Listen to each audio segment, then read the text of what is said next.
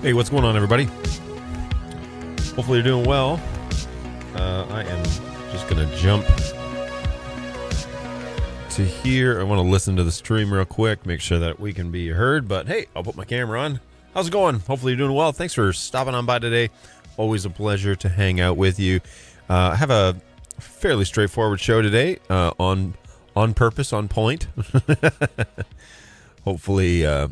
Hopefully that it's concise. All right, let's kill the music now.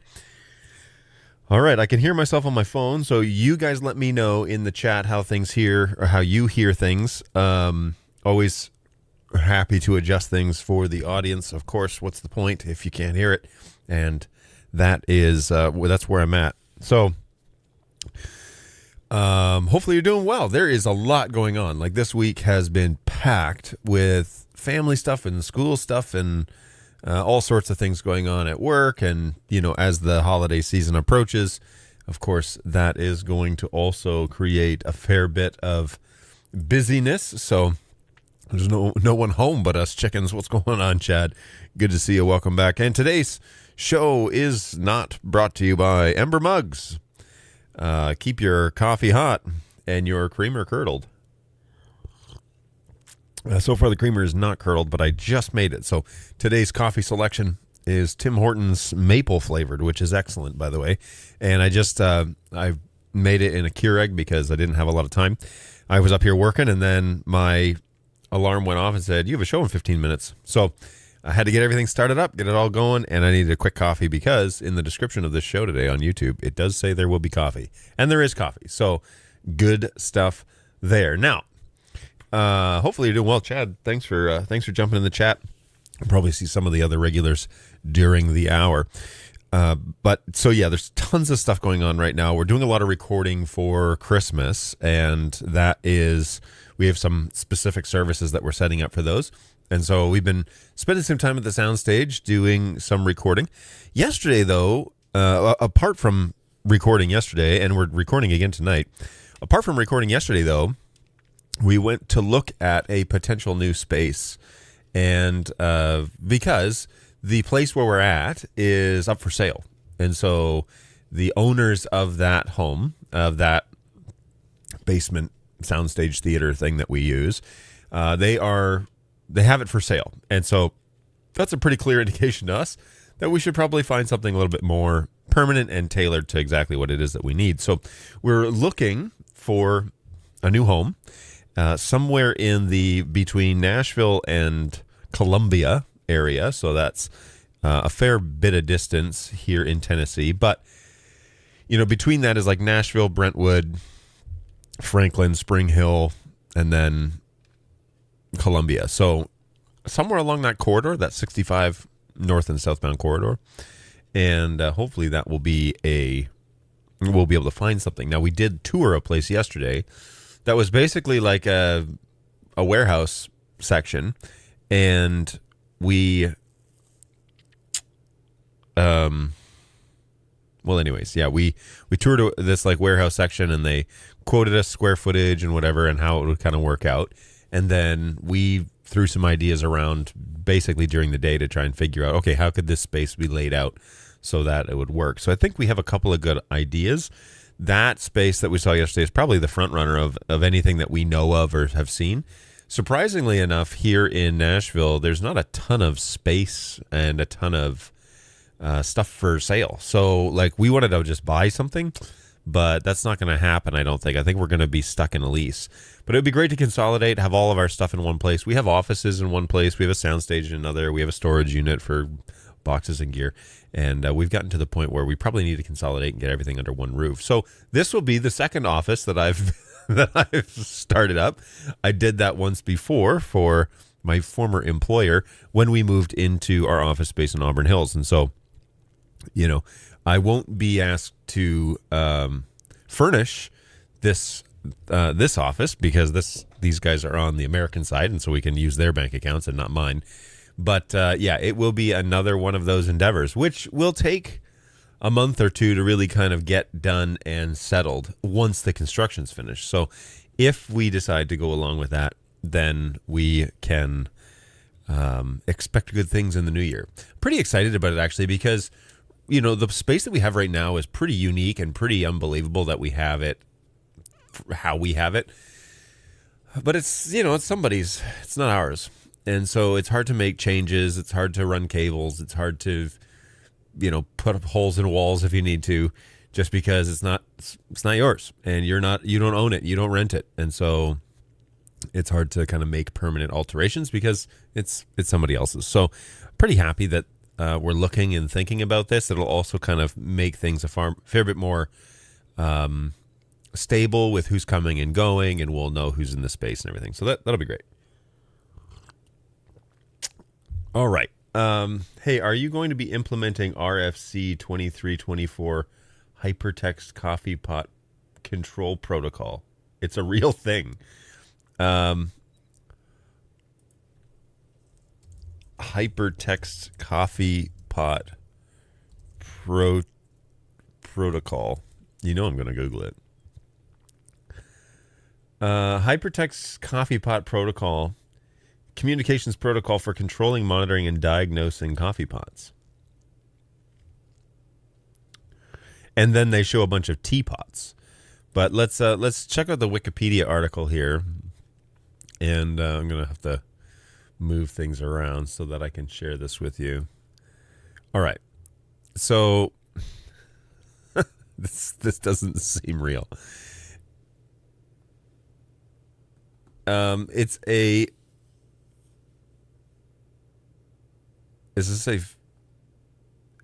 a communications protocol for controlling and monitoring and diagnosing coffee pots. It is specified in RFC 2324, published in the 1st of April 1998 as an April Fool's Day RFC as part of an April Fool's prank.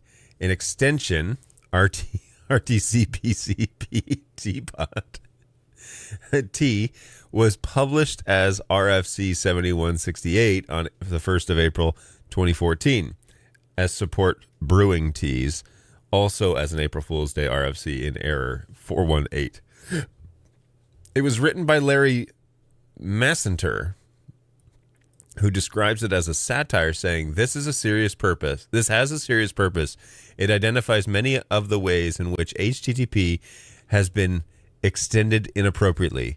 The wording of the protocol made it clear that it was not entirely serious. For example, it notes there is a strong, dark, rich requirement for a protocol designed expressly for brewing of coffee. Despite the joking nature of its origins, or perhaps because of it, the protocol has remained as a minor presence online. The editor Emacs includes a fully functional client-side implementation of it, and a number of bug reports exist complaining about Mozilla's lack of support for the protocol. 10 years after the production of HTC PCP, the Web Controlled Coffee Consortium, WC3, published a first draft of the HTC PCP vocabulary in RDF. In parody of the World Wide Web Consortium, W3C's HTTP vocabulary in RDF. On the 1st of April 2014, RC 7168 extended HTC PCP to fully handle teapots. That is amazing. Well, thanks for bringing that to my attention, because that completes my life a little bit in a strange way. That is fun. I love the whole tongue-in-cheek mocking the World Wide Web Consortium. That's great. Implements using a teapot and a Raspberry Pi. Yes, you can see it with the wires coming at the end. Oh, great. Brew or post causes it to the server to brew coffee.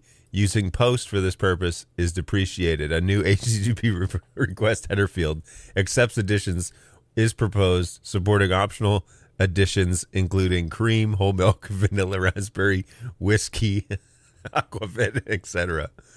Get retrieves coffee.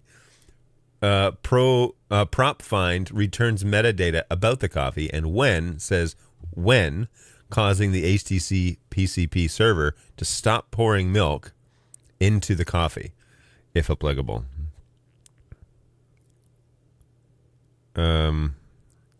Just give me 1 second. I got a text message from somebody.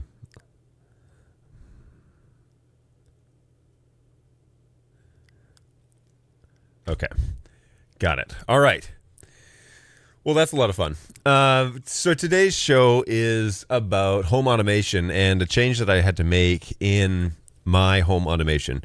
So when I lived in Michigan, I had a Raspberry Pi that was running basically HomeBridge between Google services and my SmartThings, because one of the disadvantages, so SmartThings is incredibly powerful, and it's made by Samsung. And as you all know, iPhones they only have Samsung parts, but they are not supported by Samsung. So, and I probably said that incorrectly, but anyways, that's kind of the gist of it. So when you go to automate your home with SmartThings, it's really hard to get it to natively talk to iPhone, for example, the Home app. And it's really difficult to get it to talk to all the other things that are going on in your house. Now, some things are native, like Alexa or the Amazon services. They're quite native to the SmartThings app, and so you can directly integrate them if you want. The other thing, though, is it's not great with Google devices, and so if you have a bunch of Nest devices or home devices or whatever around your house, then you can't control your smart house through SmartThings natively because Google doesn't talk to it directly. So it's really quite annoying. And on top of all of that, the iPhone doesn't talk to SmartThings. And so SmartThings has an app for iPhone, which is supported by Samsung. But the Home app, which is the home automation that you can then use Apple shortcuts with, doesn't. And so you basically need a way to bring all of the data from SmartThings across to something that will talk as a bridge to Home. And that was the primary purpose of setting things up the way that I did. So I bought a little Raspberry Pi. I think it was, $60 at the time. It's actually a decent one, as I recall, and I will look up whatever the cost of that was. Oh, well, that was dumb. But I bought one several years ago, and I installed a Linux version of HomeBridge on it, which was nicknamed HOOBS back in the day. And I have found some stuff out about it since then. So when we moved, I of course disconnected everything and brought that whole network here. As you know from previous shows, and maybe not, I have struggled with my network and have revamped things fairly extensively here. At my previous home, I was using Google Home devices Google Wi-Fi devices, first gens, to make a mesh network throughout the network. And that actually worked pretty well. I had Spectrum Internet back then, and Spectrum Internet going into Google Wi-Fi devices, and then those doing a mesh network throughout the house. I think I had 4 of them or 5 of them. I can't remember. But 1 downstairs, 2 on the main floor, and 2 upstairs, downstairs being the basement. For all you Tennesseans, I had a basement in Michigan. So I had a number of those devices, maybe not 5, but probably 4 at least. And that device, the one upstairs, was connected directly to my network rack, which is now pretty much empty, sitting here, because I have a network cabinet over here. So yeah, I know it's too much. So I had all of that stuff then hardlined into the back of that unit, which would then spit out a wired Cat 6 connection that you could plug a switch into, and then you could extend your network that way. And that worked pretty well. I used it for streaming, and I used it for a bunch of things at that house, and that worked fine. When I moved here, however, I definitely had issues because I decided that I didn't really want to be passing all of my internet traffic through Google. And although they say they are not going to harvest your data, I don't know how trustworthy that is. And so, oh, hey, what's going on, Angus? Good morning. So I decided that, okay, we'll just start slowly like inching our way back from the brink of using a lot of that. And so I bought Netgear Nighthawk units, and they were pretty poor. I mean, they weren't great. These were MR70 and MS70 units, and they were not good at all. And so, I've worked extensively on the network here and updated things, but I kept the same network range. And so my internal IP address is a unique one, 192.168 something. And I wanted to keep that because a lot of my devices that would be coming back online when I moved would also remember those numbers or know that range. And so in order not to confuse things too much, I just wanted to keep it fairly simple. And so I use a unique range for my NDI network, which was managed inside the 4250. But I also, then the general data network is actually now run by a router downstairs, which is next to the home run. That is where the Starlink is. So we are definitely on the same network, just different hardware doing all of that. But all the devices then connect really easily.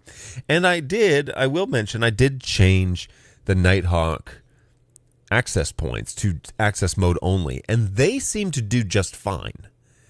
So they drop off the network every now and then randomly, but not like it was when I had them running the network. So the router, the actual Nighthawk router, was running the primary brain for the network, DHCP reservation, all that stuff.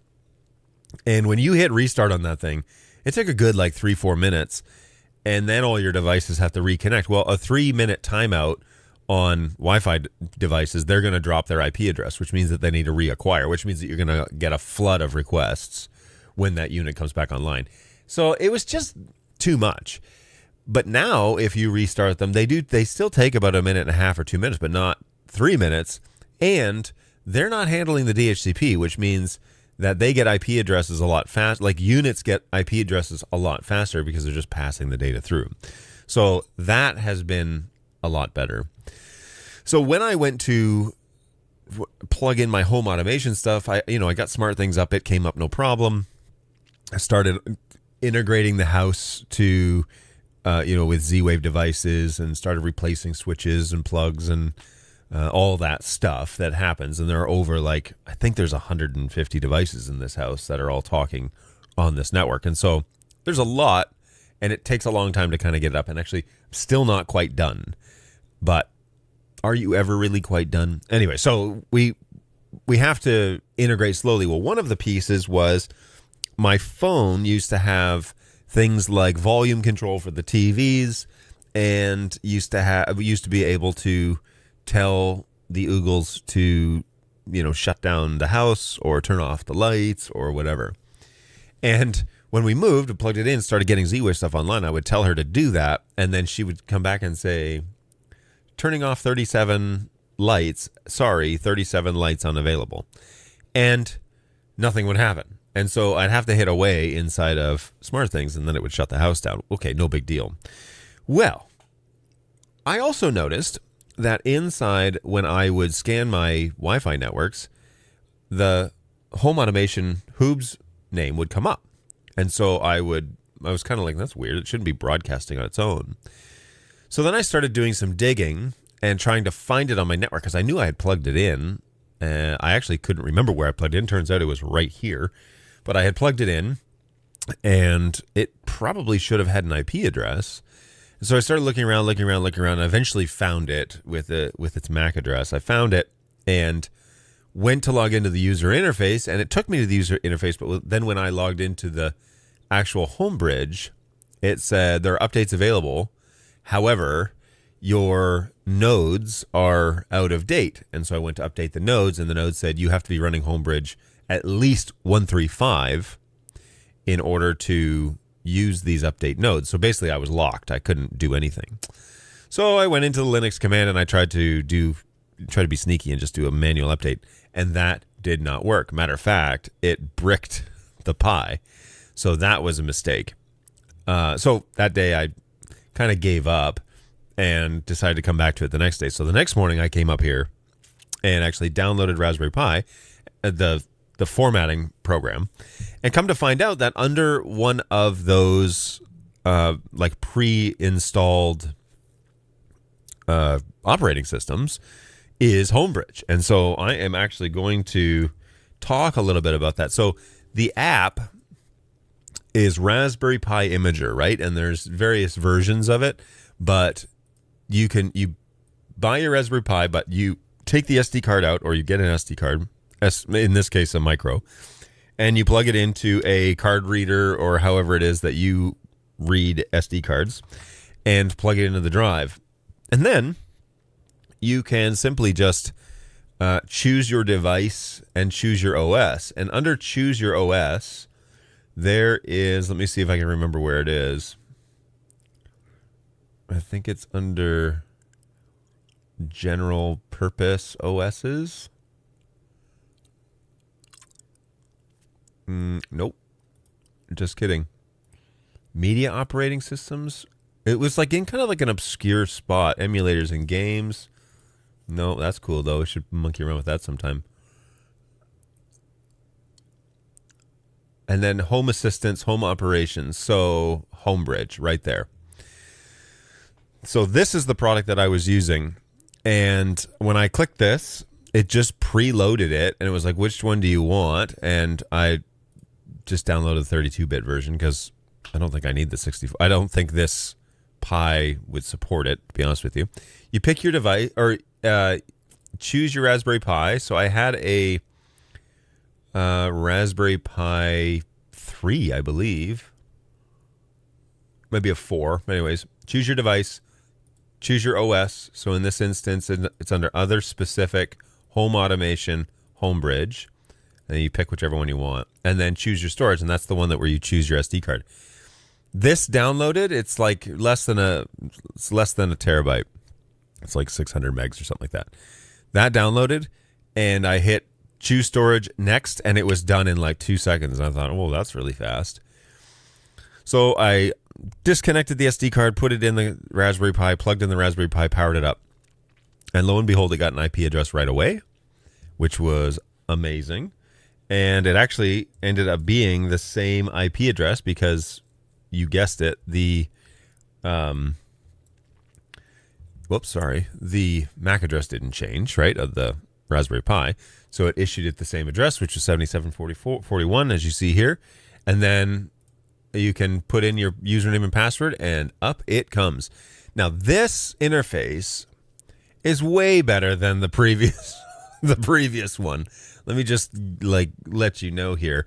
This interface is just so much better because there's better information here. And when you reboot this thing, it actually gives you the HomeBridge logs in real time. So it shows you what processes are booting up and what gets hung up. So if anything doesn't have permissions, the wrong password, any of that stuff, it all shows up here. So then all you do is you go and you install your plugins. So you install the SmartThings plugin if you have that, and I have a Logitech Harmony Hub. So I plugged in Harmony Hub, and once you get through all of those hoops, the beautiful thing about this is that it gives you, why did I do that? It gives you the ability to then create shortcuts, which you can set up as like volume up and down. Come on, don't focus on me. There we go. So see how I have like up, down, and mute? So this turns into basically my Harmony Hub volume control. And if you have all of your entertainment systems on Harmony, then you can have them all linked to the same buttons, which is pretty stinking fantastic. So now we don't have to scramble around and look for the TV remote because we always have our phones, right? Now you can just click up or down. You can also program those shortcuts to do multiple steps. So if your stereo increases by half a decibel like mine does, you can add 4 steps to increase volume, and then you go up by 2 decibels every time you press it. So that's what I do there. Anyway, these plugins are very straightforward, and what I really like about these plugins is that I don't know who's doing it, but they're verifying the actual app. So instead of installing something that just Joe Schmo in his garage threw together in Linux code, they actually you can submit them to HomeBridge, and they will verify them and then put a verified badge on there. so that when you download a version, it's stable and it's been checked by a third party. That's so stinking cool because it's open source, right? But it's not just like the Wild West, which I love. So on topic for this morning, are you using Home Assistant yet? Which Home Assistant? Because like everybody calls themselves a Home Assistant, but I'm using the Home app on my phone, and I'm using shortcuts to automate things through my iPhone. Open source, self-hosted home automation. So good. I agree. And, I monkeyed around with a few different options, but everybody who wants to host it online, I'm like, sending all of that. Every time I open a door, something online knows that I did it. And I'm already sending it off to Samsung, so that might be, folly. But I do like the idea of having this small little Raspberry Pi, pretty inexpensive device. It's so easy to format and set up. The OS took like literally 2 seconds. And then I plugged it in, fired it up, and off it ran. And then this screen, this gives me all sorts of data, all sorts of status about how things are going and what's booting up. So look, Harmony Hub TV running on port 41131. We have like Harmony Hub. Sockets closed. HomeBridge UI running a job. It's so handy to have all this. Look, SmartThings plugins shows every device that's there, which there's a lot of them, but it doesn't take any time at all. And then when I opened my Home app, all that stuff showed up right away. It actually took me way more time to reset up the Home app than it did for me to actually set up HomeBridge. So that was cool. The actual project is called Home Assistant. It was on your list of installable OSs for the Pi. I've been using it for close to a decade. I have a mix of 433 megahertz Wi-Fi and Zigbee automation hardware. Home Assistant just glues it all together for me. That's cool. I actually don't have any Wi-Fi or 433 devices. All of mine are Zigbee and Z-Wave, and I've done that over a long period of time, like almost 10 years. I started automating my home when I lived in north of Rochester Hills in Michigan, and that we sold that house in 2019, and so I probably started in 2016. But that home was built in the 60s, 1960s, and and there were no ground wires, and there were very few neutral wires. It was bizarre, that house. So very few ground wires. Almost none. So my father, who's a bit of a talented electrician, he came over one time to visit and decided, I'll bring my tools. And I said, well, I'm kind of a little nervous about the wiring. So we went up in the attic, which was a crawl space attic, and all the boxes were open. It was a total fire hazard. So he was like, all right, he said, when you go to work, I'm going to work up here and we'll clean some things up. So he went to town on that house and put boxes together, put the little clamps on the wires, everything, made sure that everything was up to code, basically, up in the attic, because the attic was pretty dirty, you wouldn't want to spend any time up there. A lot of dead mice up there and bad insulation. And so he was like, well, if anything, at least the boxes are closed and, the mice aren't going to scurry in there on a cold day and get electrocuted. So it was very generous of him to spend all that time up there, and it made our house a lot safer. So I learned a lot about electrical work during that project and what you do and you don't do. So we ended up running a bunch of ground wires and rewiring a bunch of things, and that then allowed me to have home automation. If you're not familiar with Z-Wave, Zigbee, those sorts of things, smart home devices, ones that are plugs or outlets or switches, we'll say, that I can tell my house to basically turn it off or on just by a voice command. If you're not familiar with them, they all require a real neutral wire.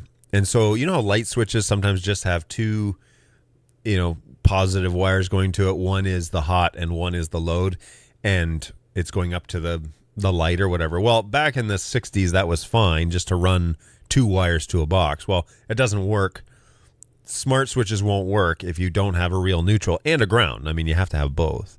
So that's quite a challenge to automate a very old home. Now, I moved into this house, and there's a new problem where they have these new breakers for your electrical panel that sense fluctuations in the current, in the electrical wires, and if they sense a fluctuation, they flip off.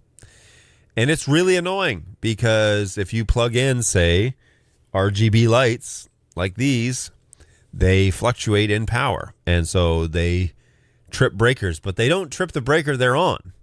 They trip other breakers in the house because I don't know.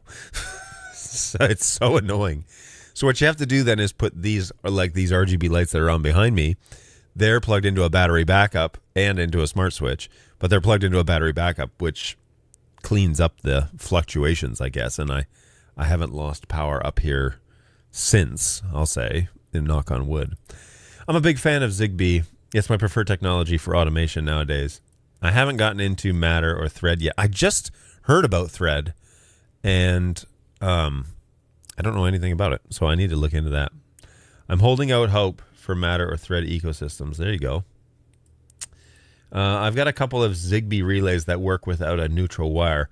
My good old 1968 house is full of light switches without neutrals. Yes, that is precisely what I was up against, what I was dealing with. And my house may have been older than the 60s, because it was somebody's cottage from Detroit when you would go up north from Detroit. But I was only like 45 minutes from the city. I wasn't really up north. But back then it would have been considered the country. And so it was this little cottage turned regular home. And yeah, it was very outdated. So, well, that sounds frustrating. Yes, them switching off on their own, I'm assuming that's what you mean. Yeah, it's very annoying.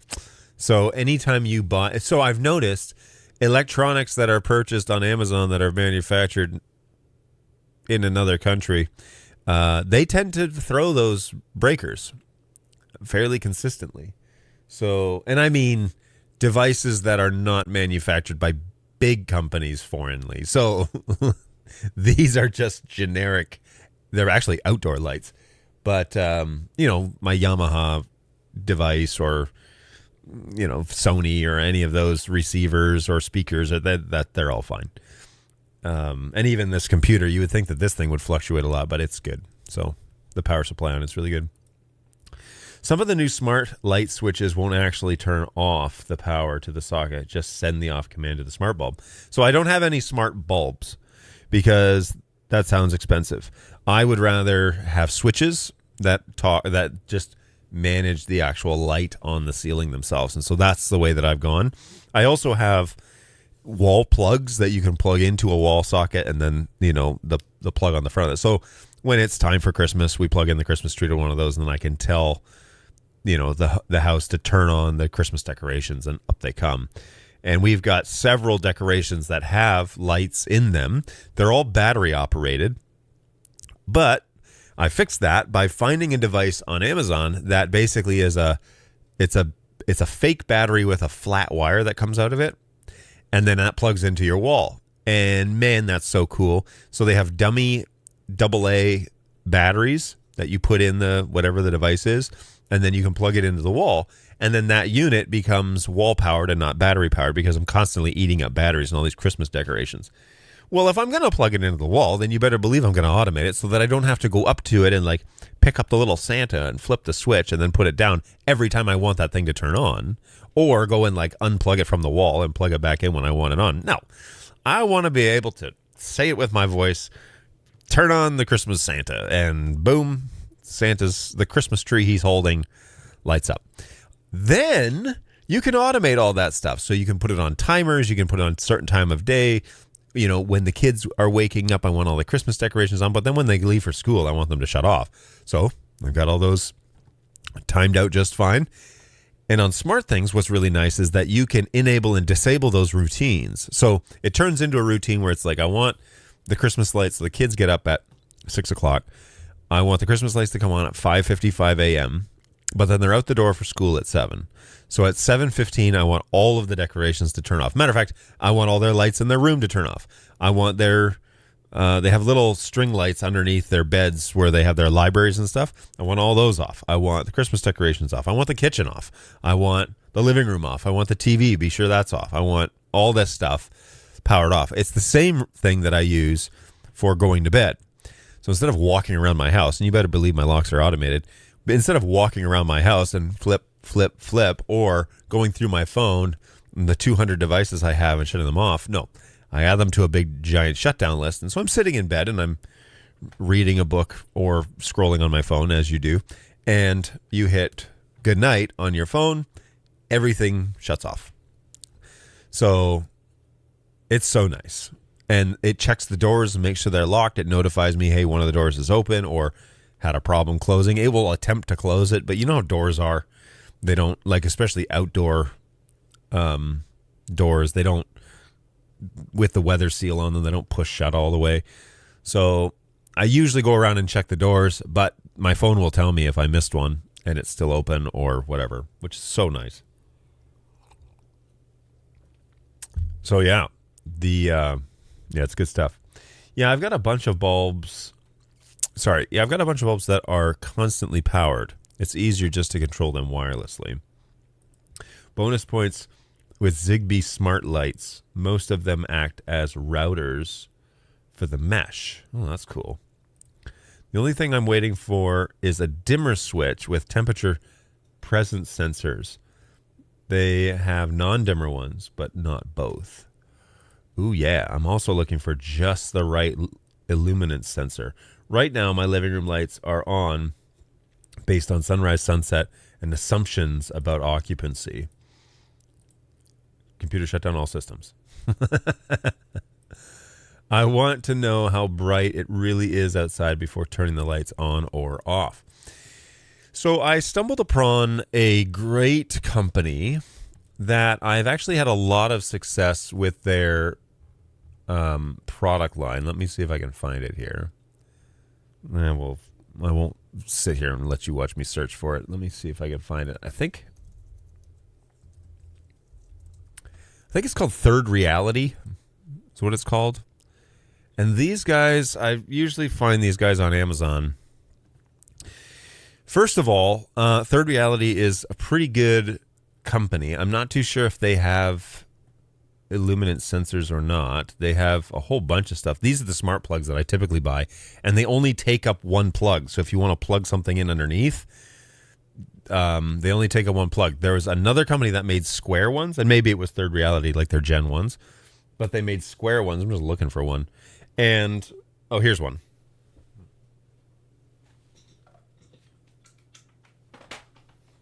The company was Innr, INNR, and they look like this. These ones block the part of the other plug on the wall. So you have to place this one on the top. If you look again, see how the plug's right at the bottom? So you have to place this one on the top plug, and then the bottom one is open for you plugging in anything else. So these are better if you have like a little extension cable or something like that, and then you plug it into that. But the Innr ones are reliable, but the Third Reality ones are more convenient. The part of the problem is, though, like if you put one of these on there and then you plug in a DC adapter to it, it's going to stick off the wall, a fair ways. And so I try and use a lot of these behind couches and, out of sight, because it just doesn't work right. It doesn't look right. It's not very visually appealing. But this is the company that I have been using for quite a while. Does great. And I actually I have their smart buttons, their plugs. I have their wireless motion sensor. Their I might eventually get I have one of their temperature sensors, and I have their smart blinds. Now, the smart blinds were a gamble. When we moved here, we had some money to get the house up to speed, and I told my wife I want to automate the blinds in our room because I'm kind of tired of them. Well, first of all, at our other place, we just had curtains, and that was annoying. And so I want to be able to tell the house to open the blinds or close the blinds, or I want it when the sun comes up for the blinds to open. That's all well and good in theory until you buy them and put them in. The little motors in them are a little bit loud. So ideally, they're better for things that are during the day. So I have actually 2 smart blinds here in the bonus room office studio area, and they close when it's time for the show, and they reopen after I'm done. They are also controlled by one of the Third Reality buttons, which I have mounted under the desk. And so you can just long press that button, and it will shut down these RGB lights and open the blinds. So if I want to. Now, I have multiple ways of controlling those things, and it's just for pure convenience, be honest with you. But there's a bunch of stuff in front of those windows, and so it's nice to be able to access those windows and see out them anytime that I want. And I can just tell them to open the blinds, and it does it. One quick note about the smart blinds is you have to install the third-party driver in order for them to work, because the default driver that comes along with SmartThings is definitely the wrong one. So, for example, it shows they're open when they're closed and closed when they're open. And so then if you want them to open, you have to tell them to close. It's really bizarre. But they do have the proper driver that you can install inside SmartThings, and then it works just fine, and it works pretty consistently. I did find that the receivers in the blinds were not specifically strong enough on their own. When I got 120 devices connected in this house, then they seemed to work much better. Like consistently wouldn't drop off the network. Their heartbeat would stay. But the smart blinds definitely need to do a little bit of finessing with that in order to make sure that they work correctly. But they do have the right drivers. And what I like about Third Reality is somebody's actually working at that company. And so they are actually updating their devices and attentive. Now, I reached out to Third Reality on X, Twitter, and said, hey, I'm having a problem. And they said, did you install the right driver? And I was like, I'm pretty sure I installed the right driver. And then I went back and found out, sure enough, I didn't.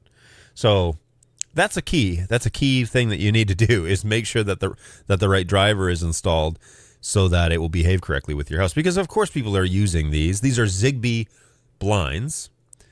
They're accordion blinds, and they are blackout blinds. And so when we're wanting to watch a show or I want to play a game on the TV, I can close those and get the glare off of the telly. So there are some other devices that this company makes. This is their big smart plug that's fairly well used and loved. I have several of these motion sensors. They are quite accurate.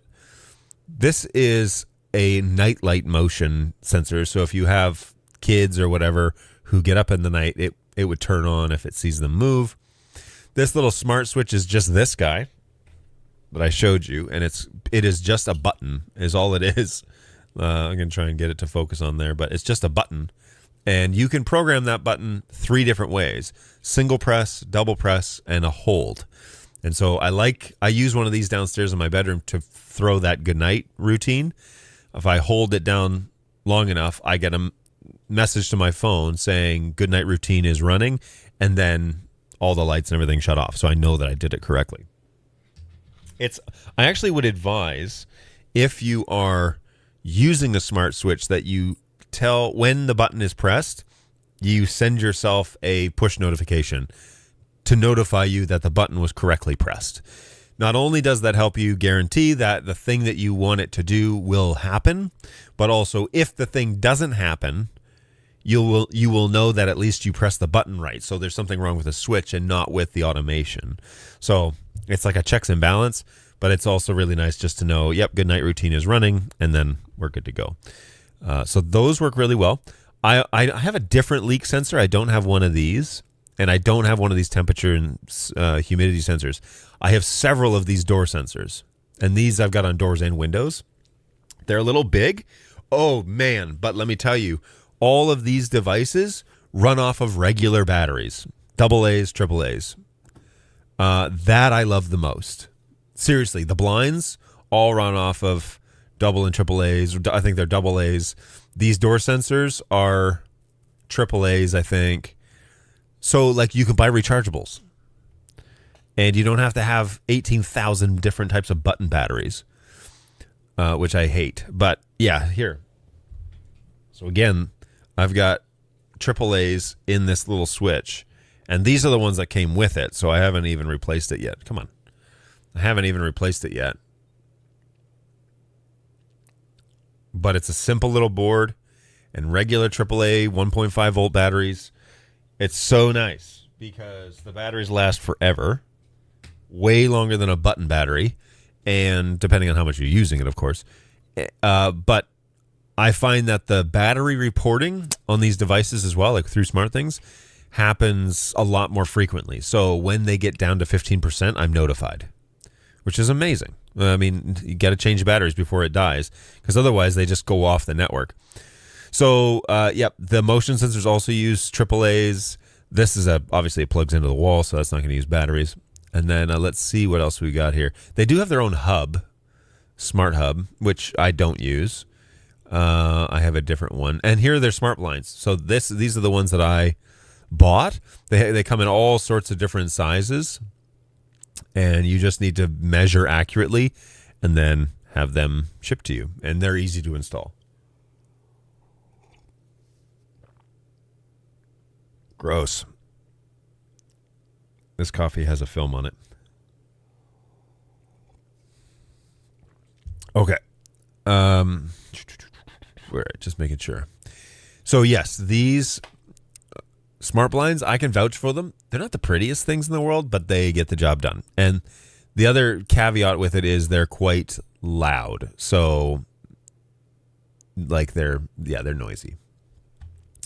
But anyways, switches, actuators, sensors. This is the one that I wanted to see. I have this temperature sensor right here. I did not buy it for $20. It was on sale at Black Friday. I use this to trigger a smart switch in a network cabinet that is housing all of my theater technical stuff downstairs in the living room. So unfortunately, that box has to sit kind of close to the gas fireplace. And so when that box heats up, it has electronics inside, but then there's also a fire kind of nearby. When it gets over 80 degrees, the fan kicks on. And then when it gets below 77 degrees for 5 minutes, the fan kicks off. It's awesome because it turns on its own, shuts off on its own. I don't have to constantly worry, is it getting too hot in there? Is it going to ruin my gear?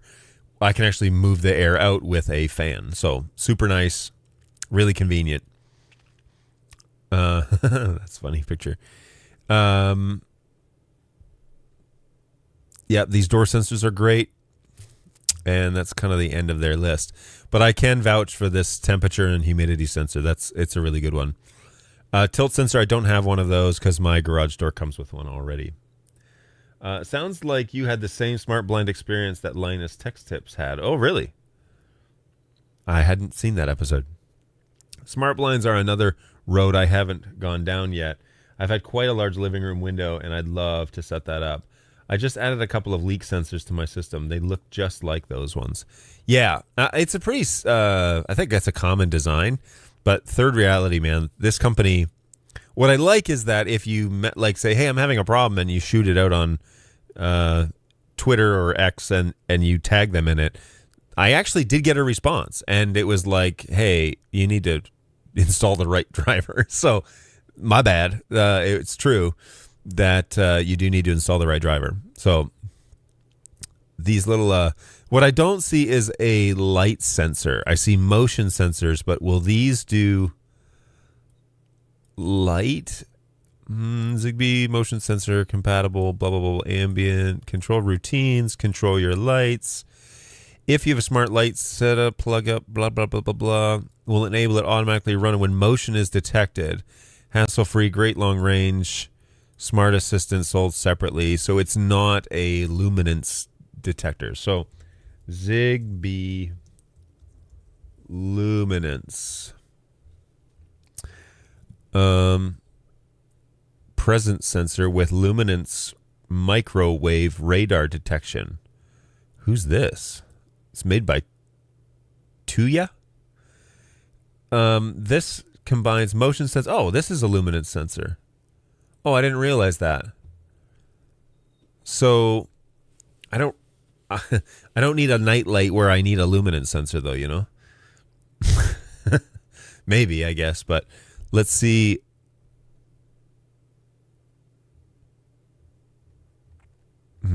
Yeah. I'm not sure that I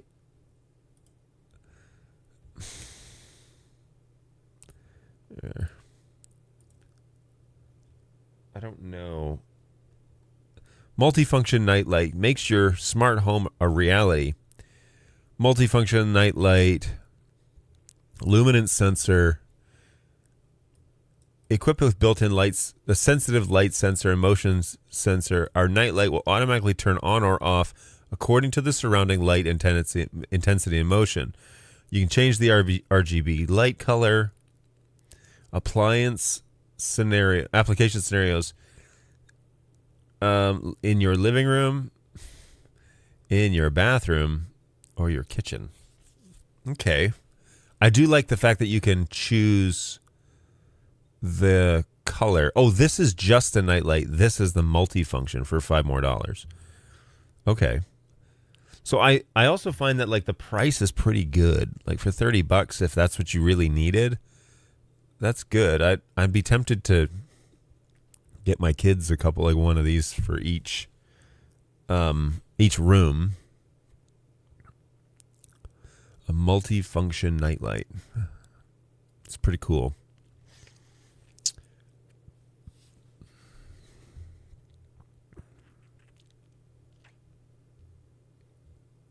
I can vouch for the humidity sensor. And if we go into HomeBridge and we go over to accessories, maybe I won't show you everything. And I go to, I haven't sorted anything in here, so it's all a massive jumble. Motion sensor, where are we here? Is there a search function? No, there should be a search function. Garage, motion, basement. Basement? I don't have a basement. Is this my house? I'm looking for a temperature. I have a bunch of temperature sensors, as you can imagine. So here we go. Living room network box. So inside of this, it gives you serial number, MAC address, HomeBridge instance, but then it tells you what the current temperature is inside the actual network box. So I will put that in the dashboard. And then where are the dashboards? Statuses.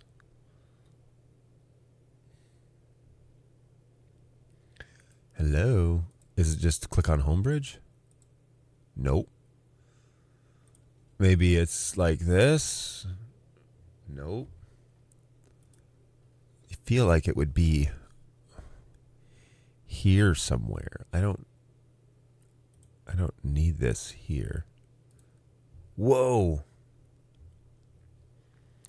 Child bridge, turn that off. Oh, that's cool. Show or hide widgets. Weather, uptime. Oh, that was already being shown apparently. Show it? Boy, that's confusing. This is to hide. So HomeBridge terminal is not, the clock is not. Accessories? Oh, there it is right there. Okay. That's so weird. Can I move this? Oh, whoa. All right. Let's just do a single row. All right, that's cool. Although now this is all jacked up.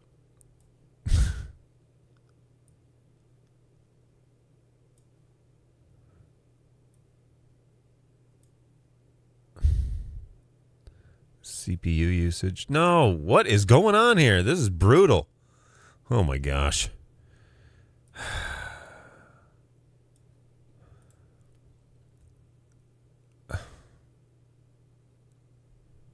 I'm going to take that off too. Oh my word. All I wanted to do was line these up, and instead they all went haywire.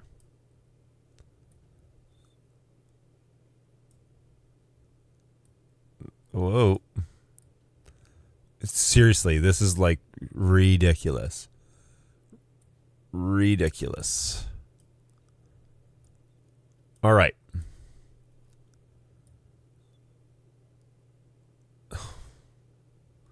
I just wanted to add the accessories. Why is that so difficult? Hide in compact view for mobile displays. No, don't do that. Maybe I shouldn't have made this so big.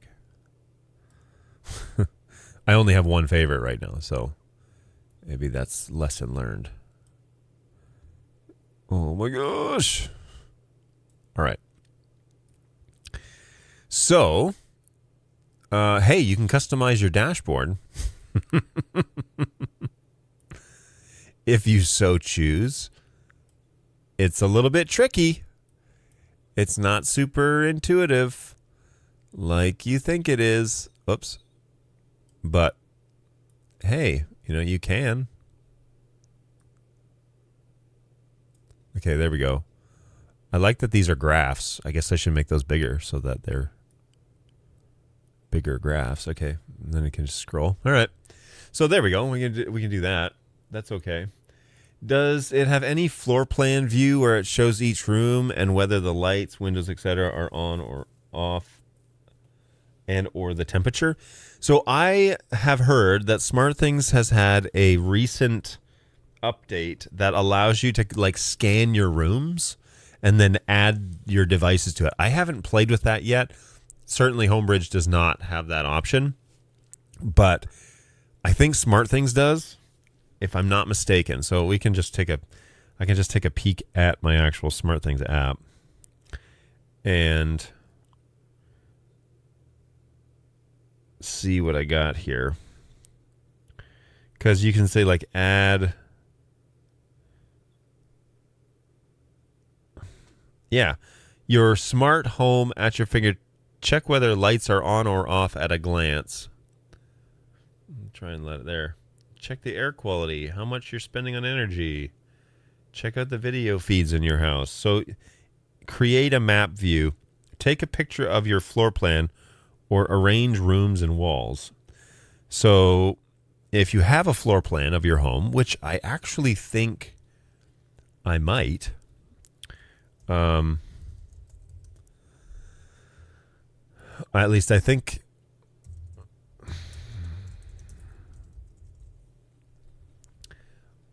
I used to have one. Oh, that's funny.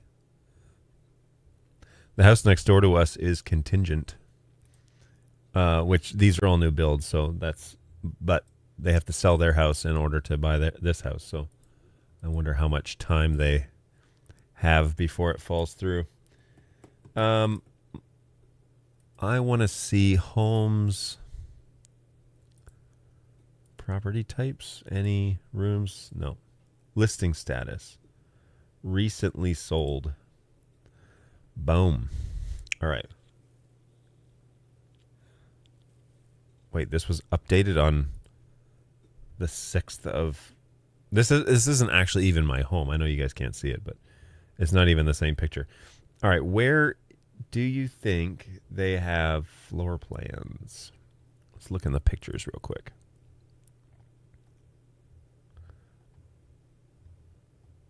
Yeah, this house is just backwards compared to mine.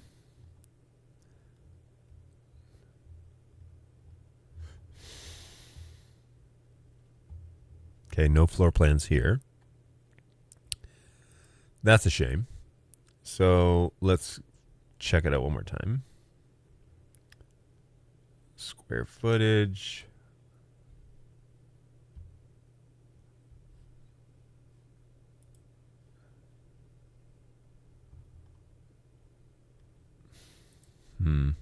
All right, well, I'll have to find a floor plan. Apparently, you can upload floor plans or you can spend a lot of time making it yourself. So, one way or the other, there may be an option. Arrange rooms and walls. Tips. Tap the room in map view to see the details.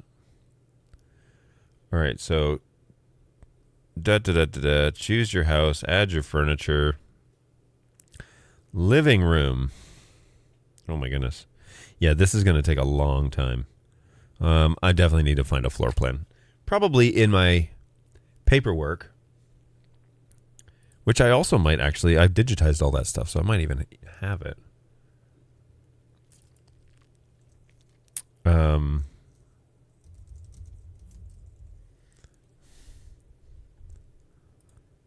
Let's see. So I do love automating my house. I mean, it's so stinking fun. And,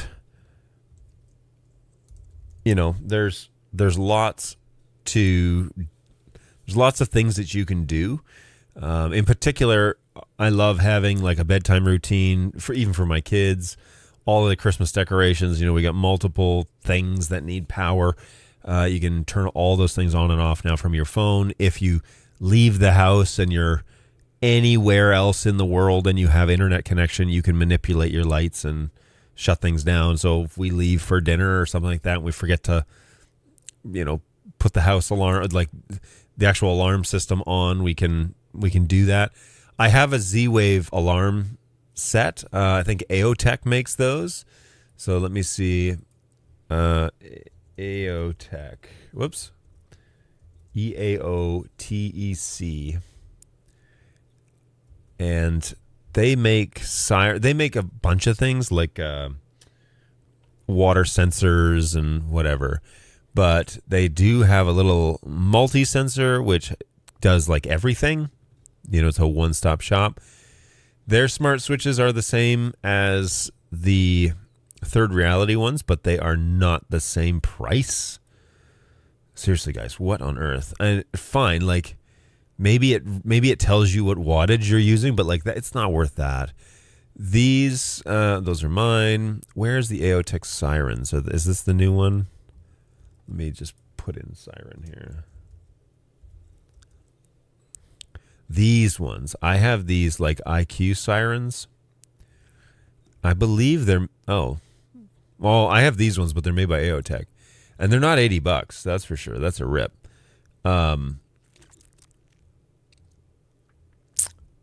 But these just plug into an outlet, like you get an outlet that's not being used, that's behind a piece of furniture or something like that. You plug it in. It has different type of like sirens. I think there's like 7 different ones or maybe 5.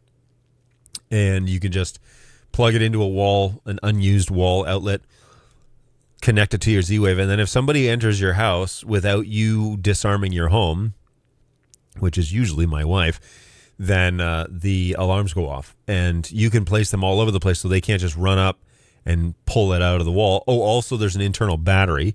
So if they pull it off the wall, it will continue to beep.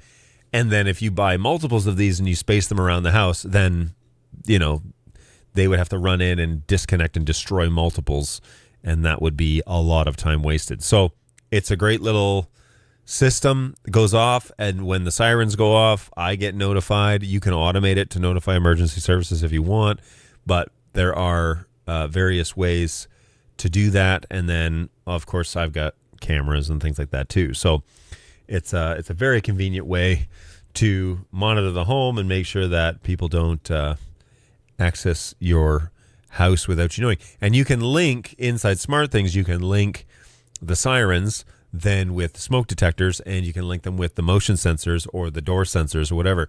Now, I get a lot of false positives from my motion sensors, especially because Rosie, Roomba, my little robot downstairs, she cleans the house while we're gone. And so she's moving around.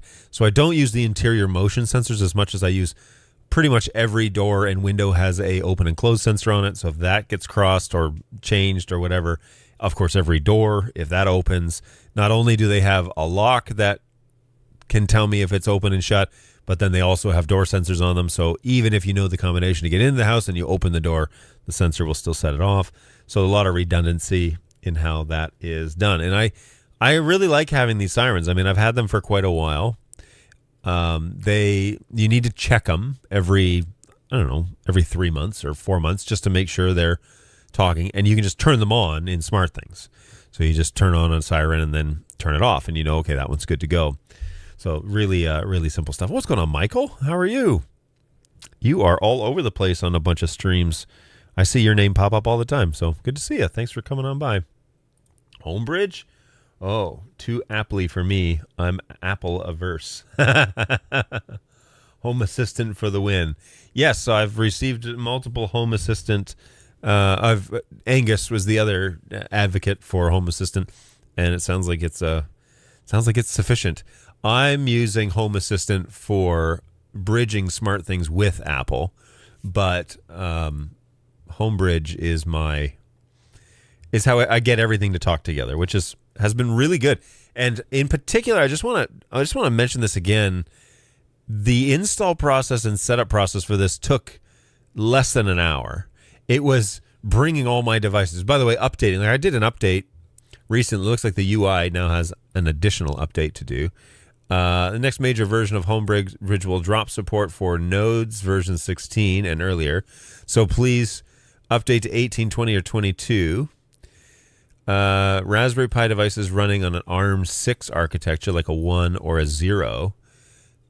Please update your hardware.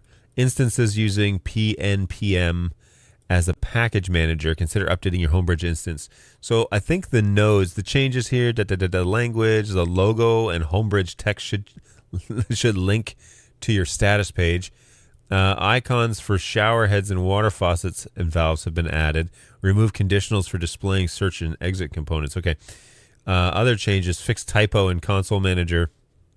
So this is not an important update in terms of it's not going to affect anything that I'm doing. The question I have, though, is what node version? Yeah, I've got node 20. And it appears that there is now an update for the nodes as well. HomeBridge requires Node.js installed on your system. From time to time, you will need to update the nodes runtime. So looks like the nodes are due for update. I've been talking up Home Assistant as well. Yes, Angus has been a fan. So that's awesome. I need to check it out. I went from HOOBS to this very, very easily. But as I was researching, I was like, oh, how do I update? I think it was like version 13 or whatever. And I was like, how do I update my Raspberry Pi to be the latest version of HOOBS? And it turns out I think it's discontinued. I think it's been mothballed. So that's interesting. I didn't know that it went away. But somewhere in the years of me not paying attention at the end of my days in Michigan, they did away with it. So I'm running this version of HomeBridge and 185, and this is working really well. So I'm a big fan. Home automation is definitely a time sink. It's a wholesome way that I scratch my brain, right? Because to get it all working correctly and all together and everything, it's so cool. It's so fun to have it all on the same page, and our handheld devices can all talk to it and everything like that. So I'm a big fan of home automation.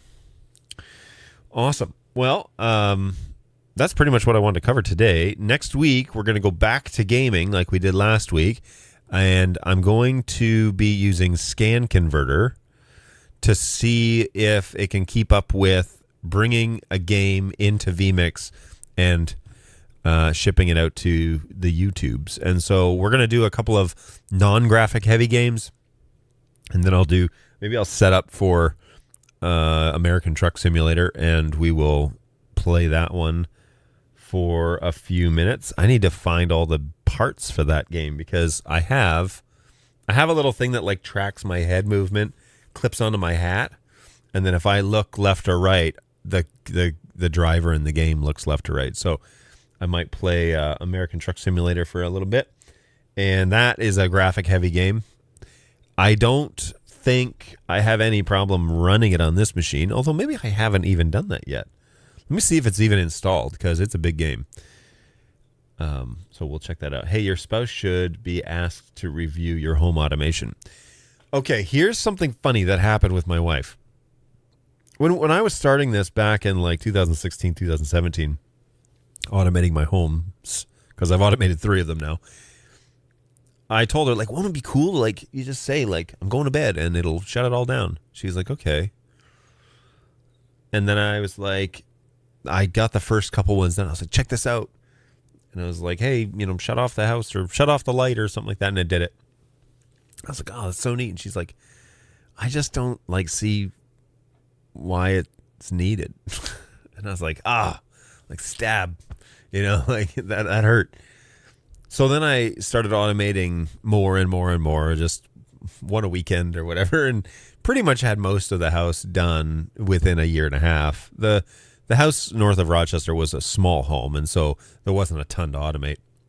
But I had it all done. And then we were going to sell the house in 2019, and I took all the automation out. And I just put in regular switches or whatever. And she got so mad that she had to get up and shut off lights and stuff. Because she was so used to just like, done on her phone. And off to bed she goes. And she got into this habit of not having to turn off lights or not even having to remember to turn lights off when you leave. Because we had presence sensors back in the day. I had one of those little SmartThings, like the little keychain dongles. And so it knew when we would leave. And the house would just shut down when we left. When we left the zone, it would turn it all off, and that was fine. Then it switched to presence sensors, switched to like you can use your phone. The problem is that phone geolocation is not accurate. So when we would go for a walk, this was in Clarkston, we would go for a walk and we go up around the neighborhood and we come down and walk around a cul-de-sac, which we could see from our front porch, but it was probably like, 500, 600 feet away. And so it was a long way away. Well, my SmartThings zone wasn't that big, and it would always unlock the house and the garage door would open, and we could see it all happening from across the field. And then I would get a notification, "You're welcome home. Your garage door's open for you." And it's like, So it was nice when the kids were on their bikes and we were walking back and approaching the house, and the house would turn on and the garage would open. The kids would ride up early, put their bikes away. That was nice, but it was really annoying when it happened when the false presence sensors would go off. So I haven't found a presence sensor that I don't want to use my phone. I would like it to be on my main keychain. That would be the best, but I don't want to use my phone because the phone is not accurate. It's not accurate. And granted, I probably won't be going for walks in like the field behind the house over here, so maybe using my phone would be fine, but I still feel like that's not the. I want a Z-Wave device. Okay, American Truck Simulator is installed, and I just installed the Texas map, and so pretty excited. Let's see what maps I've added here. So I think it comes with like California and Nevada or something like that. But I have in my library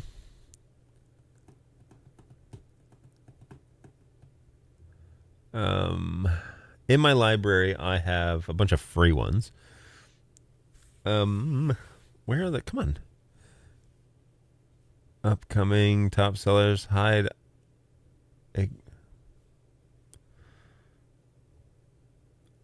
I have Oklahoma. I have Texas. I have Montana. And Colorado. Idaho. Utah. Washington State. Oregon. Wow, I have a lot. New Mexico. And Arizona. So it's a big map. That's for sure. And it's pretty fun. Did I did not keep the screen capture. So that'll be next week. We're going to play a little bit of American Truck Simulator. Man, it's been a long time since I played that game. I have not played it in Tennessee. And it's kind of fun. You're doing someone's job, but it is kind of fun. It's a non-violent GTA, basically. So it's good times. and it should be fun to, you know. One day, the missus came home, asked Alexa to turn on the house light. Nothing happened, so she calls me and asked, "How do I turn on the lights?" It's been so long since she's had to use a light switch. I had the same experience. You only know you're high when you're feeling low or when you're forced to get up and turn on the lights. But if your house knows if your phone connects to Wi-Fi. Yeah, but my presence sensor doesn't work that way. It works like in SmartThings, it's like within a zone. It would be better if it was, it would be better if it was Wi-Fi. That would be better. Fascinating idea. I giggle when I see the neighbors struggling with mechanical timers on their holiday lights. I use a collection of TP-Link smart outlets that also track power usage. ATS is on sale for 75% off. Sale ends in 45 minutes. I own it. I mean, I've got it. American Truck Simulator. And several of their maps are for sale. So if you go to their DC list, and I will just say hide anything that is already in my library, hide ignored items. So I don't have Arkansas, but it's not on sale. I don't find like the equipment packs necessary. Oh, I don't have Nebraska. Did I say Nebraska? Because I don't have that one. Or Kansas. But Kansas is $5. And so maybe we add that one. Maybe we add Kansas to the list. Oh, that's the game. It's the like preview. So yes, let's add Kansas. Continue shopping. When does the sale end? Promotion ends in 43 minutes. Okay, so we better do it right now. Farm machinery is on sale for $4. Oh, this one's already in my library. Wait, I thought I said hide items in my library. Any other maps that I don't have that aren't over $10? That's $1. Retrowave paint jobs. I don't need that. I mean, I don't need any of these things, but I like the maps because it gives you more places to drive, right? So, okay, that's the only map I'm going to buy. It looks like the only other one that this one's free. So let's download. What is this? Anything free I will definitely get. Whoops. No! Oh my gosh. It just started the game. Sorry, everybody. I'm going to have to... Your joysticks are not connected. Yes, I know. All right, quit. But do you really want to quit? All right, sorry. Add to library. That's what I meant to do. American Truck has been added to your account. It is now available in your Steam library. Fantastic. All right, and then anything that's free. This one's in my library. In my library. Oh, ignore items that I already have. Anything that says free. Sport paint. Are these...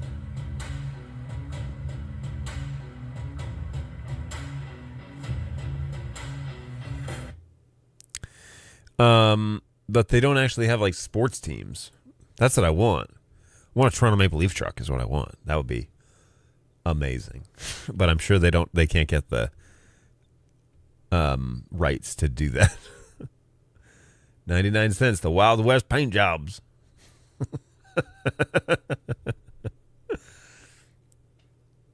Cabin accessories.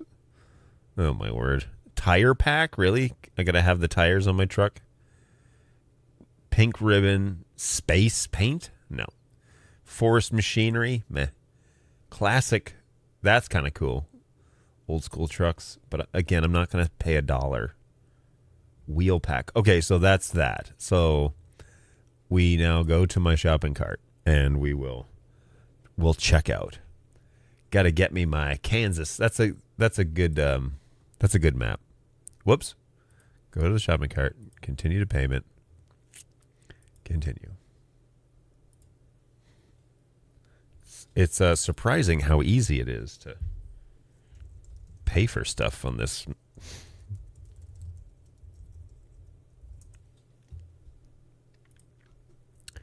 What is the code that you are texting me? Come on. There it is. Oh.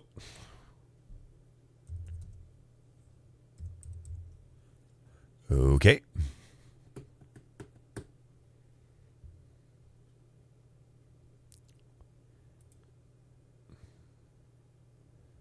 I agree.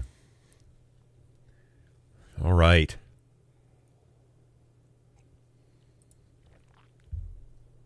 So now, American Truck Simulator is updating. Pretty exciting stuff. So don't miss next week, because this is going to be a blast. Tracks when a phone connects to local... Home Assistant tracks when a phone connects to a local Wi-Fi if the Home Assistant app is installed on your phone. I don't own any of it. I might pick it up. It's fun. It's more fun if you have a steering wheel and a set of pedals. And then it like adds up. Like you start like, then you get like a hat tracker and you start getting like the big stick shifter and stuff like that. Of course, an extra copy for my nephew. Is there a multiplayer? I think there is. I'm going to update Company of Heroes as well. I think there is an actual multiplayer where you can drive in the same game together. That is possible. So yeah, American Truck Simulator should be a blast. I will. I'll pull it up here so you guys can see it. Pretty great. It's a very clean game. You know, not much to do, not much to worry about here. You can buy a bunch of maps. I'm actually really excited about Texas because it's a huge state, which means it's going to be a huge map. But it was a little bit more, that one was a little bit more expensive than, here, hang on. Let me see. Is this playing? Okay, it's that one. Got it. All right, if I do this. 6 a.m. Leaving home. You know, I love this feeling. Smell of the road in the morning. Color of the dust cloud behind my trail. The deep voice of the mighty beast I'm driving. All that weight and responsibility I got hanging behind me. This is what we are. What you are. It's sunny side up on the shaky side. What?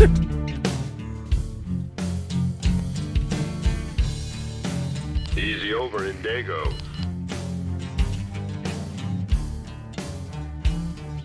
Get yourself an omelet in Bay City.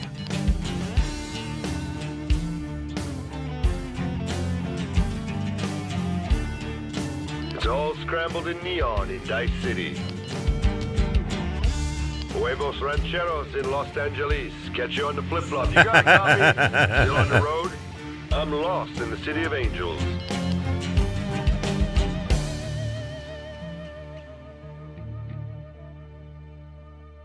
Still on the road? Man. Thousands of deliveries. Millions of tons. Every day, night. This guy's trying to hype up driving a truck. I mean, you get to see a lot of the country, but truck driving is brutal. It's brutal, man. It takes it takes somebody of a lot of metal to want to drive a truck every day of your life. And I've known some truck drivers. They're it's not for everyone. I'll put it that way. And it may not even be for anybody. Anyway, it's a brutal life sometimes because you're never home. So anyway, American Truck Simulator. We're gonna give that a go. That'll be fun. They make you pay for skins. Those are just custom ones that like the company puts out. But the game itself has a bunch of stuff already inside. So it's not necessary at all. Hey, my Wi-Fi, woohoo, I mean, my new Wi-Fi router is arriving tomorrow. Nice. Which one did you get? I had a steering wheel and pedals when I was a teenager, and it was so much fun. I agree. Steam says there is. Nice. In real life, trucker Discord should be a thing. It's true. I mean, they kind of have their own Discord thing with their radios, right? Don't they talk to each other in the trucks all the time? But yeah, I don't know. For example, it's been a long time since I've played American Truck Simulator, and I don't know if I'm going to have to start all over, because I started building like a trucking company, and I was driving, and I hired a couple of more people to drive trucks. That when you buy a new truck, you can hire somebody and they can drive the old truck and you can drive the new one. So you start with just a Mack truck, like a pretty basic thing. My home base, I think, was in Vegas, and I would drive around the West. But a lot of changes have happened since I've played it, and I think the last time I played it was almost a year ago. So it may require me to start over. I don't know. But I remember that I had some pretty sweet trucks back then. So the truck that I was driving was the most I could afford, which is hilarious because it's true to life. But the guy at Edison Motors uses American Truck Simulators to customize and render trucks for their customers. That's cool. I was a Monster Truck Madness 2 fanatic. Monster Truck Madness, oh my word, dude. Yes. Monster Truck Madness. Was it 1 or 2 that I used to play? Monster Truck Madness. I think it was 1, but let me look at number 2. I played number 2. Yeah, I played number 2 as well. Yes, that was quite the game. I think I had all the songs and all of the... Oh, my word. I'm not going to play any audio here because I don't want to get copywritten. But the... Oh, my gosh, look at this. Let's just scoot ahead here.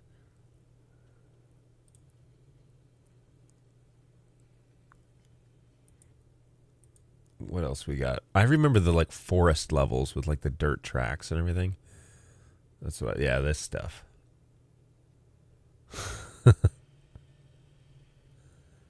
And the horn, it was like one of those.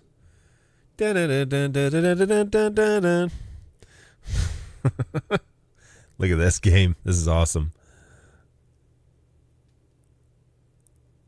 Classic stuff. Oh, man.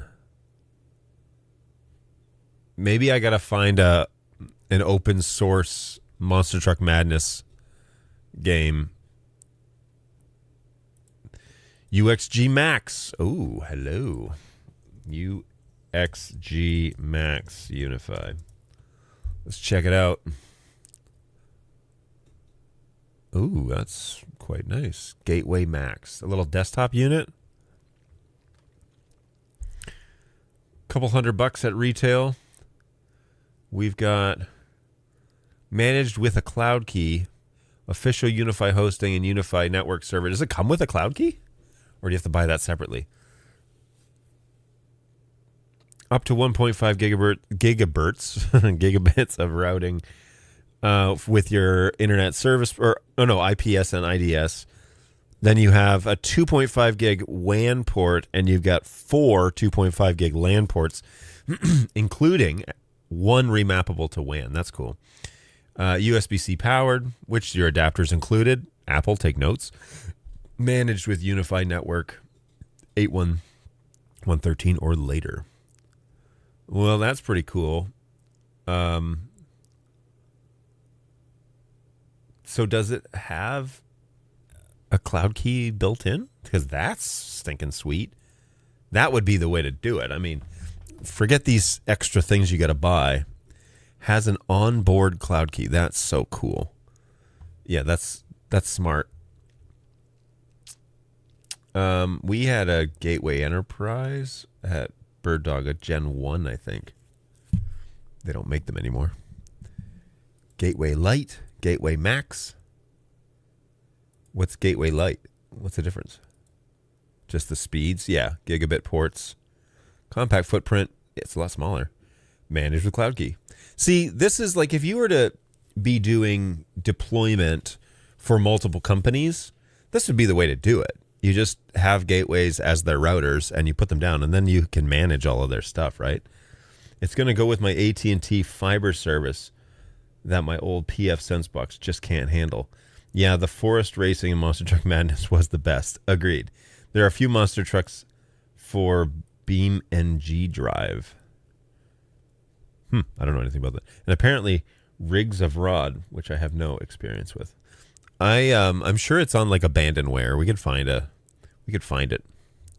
So obviously your change here between light and full-on max is going to be, it's bigger, it's got more ports. So if we go max, yeah, so we've got multiple LAN ports. I mean, it's very nice and clean, you know, like I do like that. Do also like, however, a rack mount option. Dream Machine Special Edition. Enterprise Fortress Gateway? What the?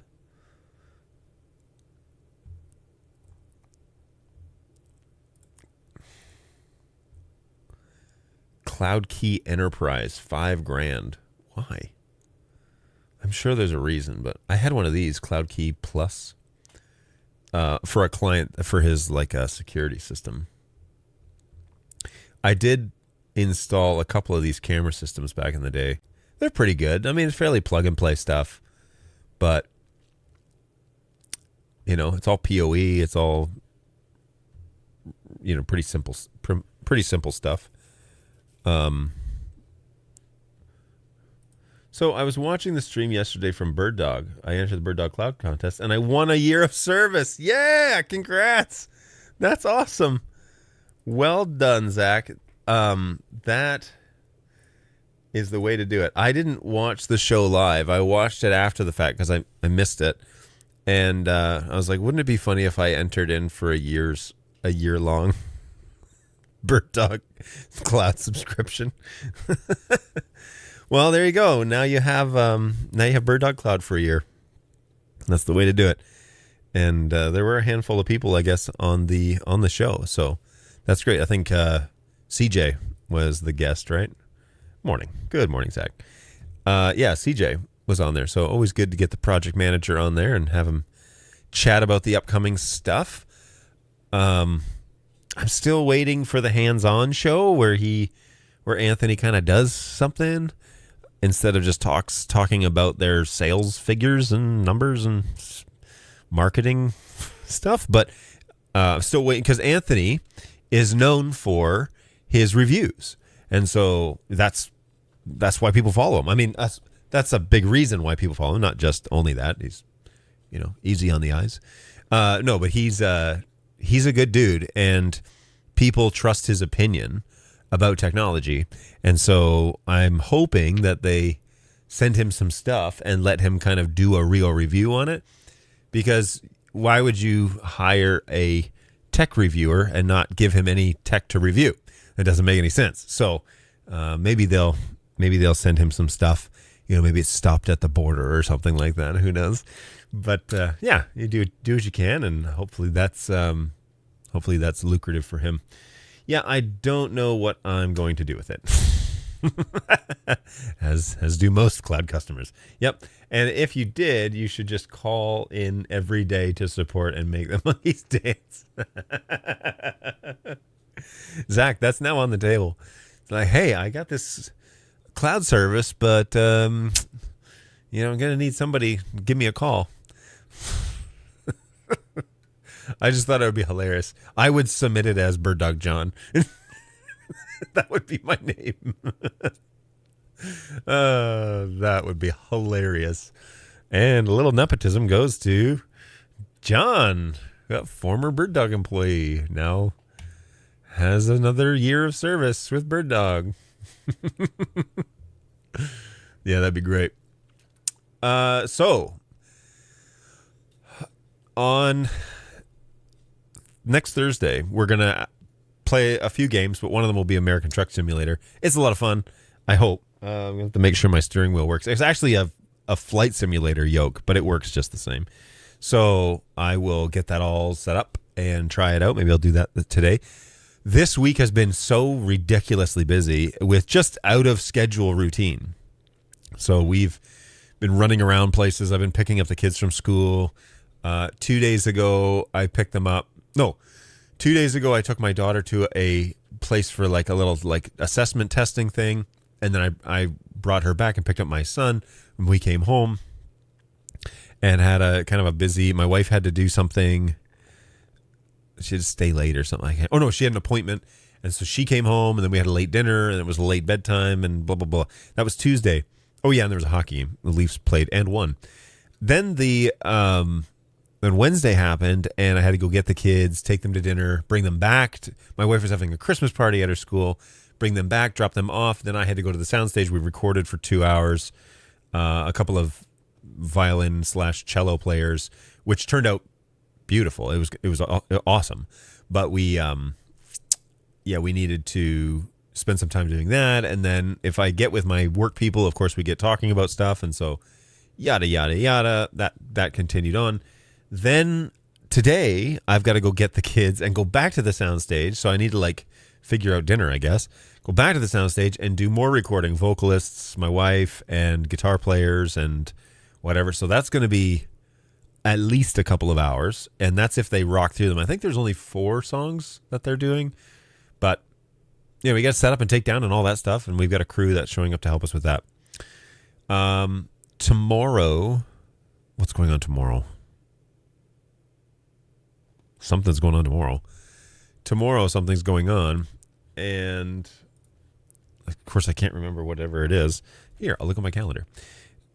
It has just been every day has been something else. So tomorrow, John's picking up the kids.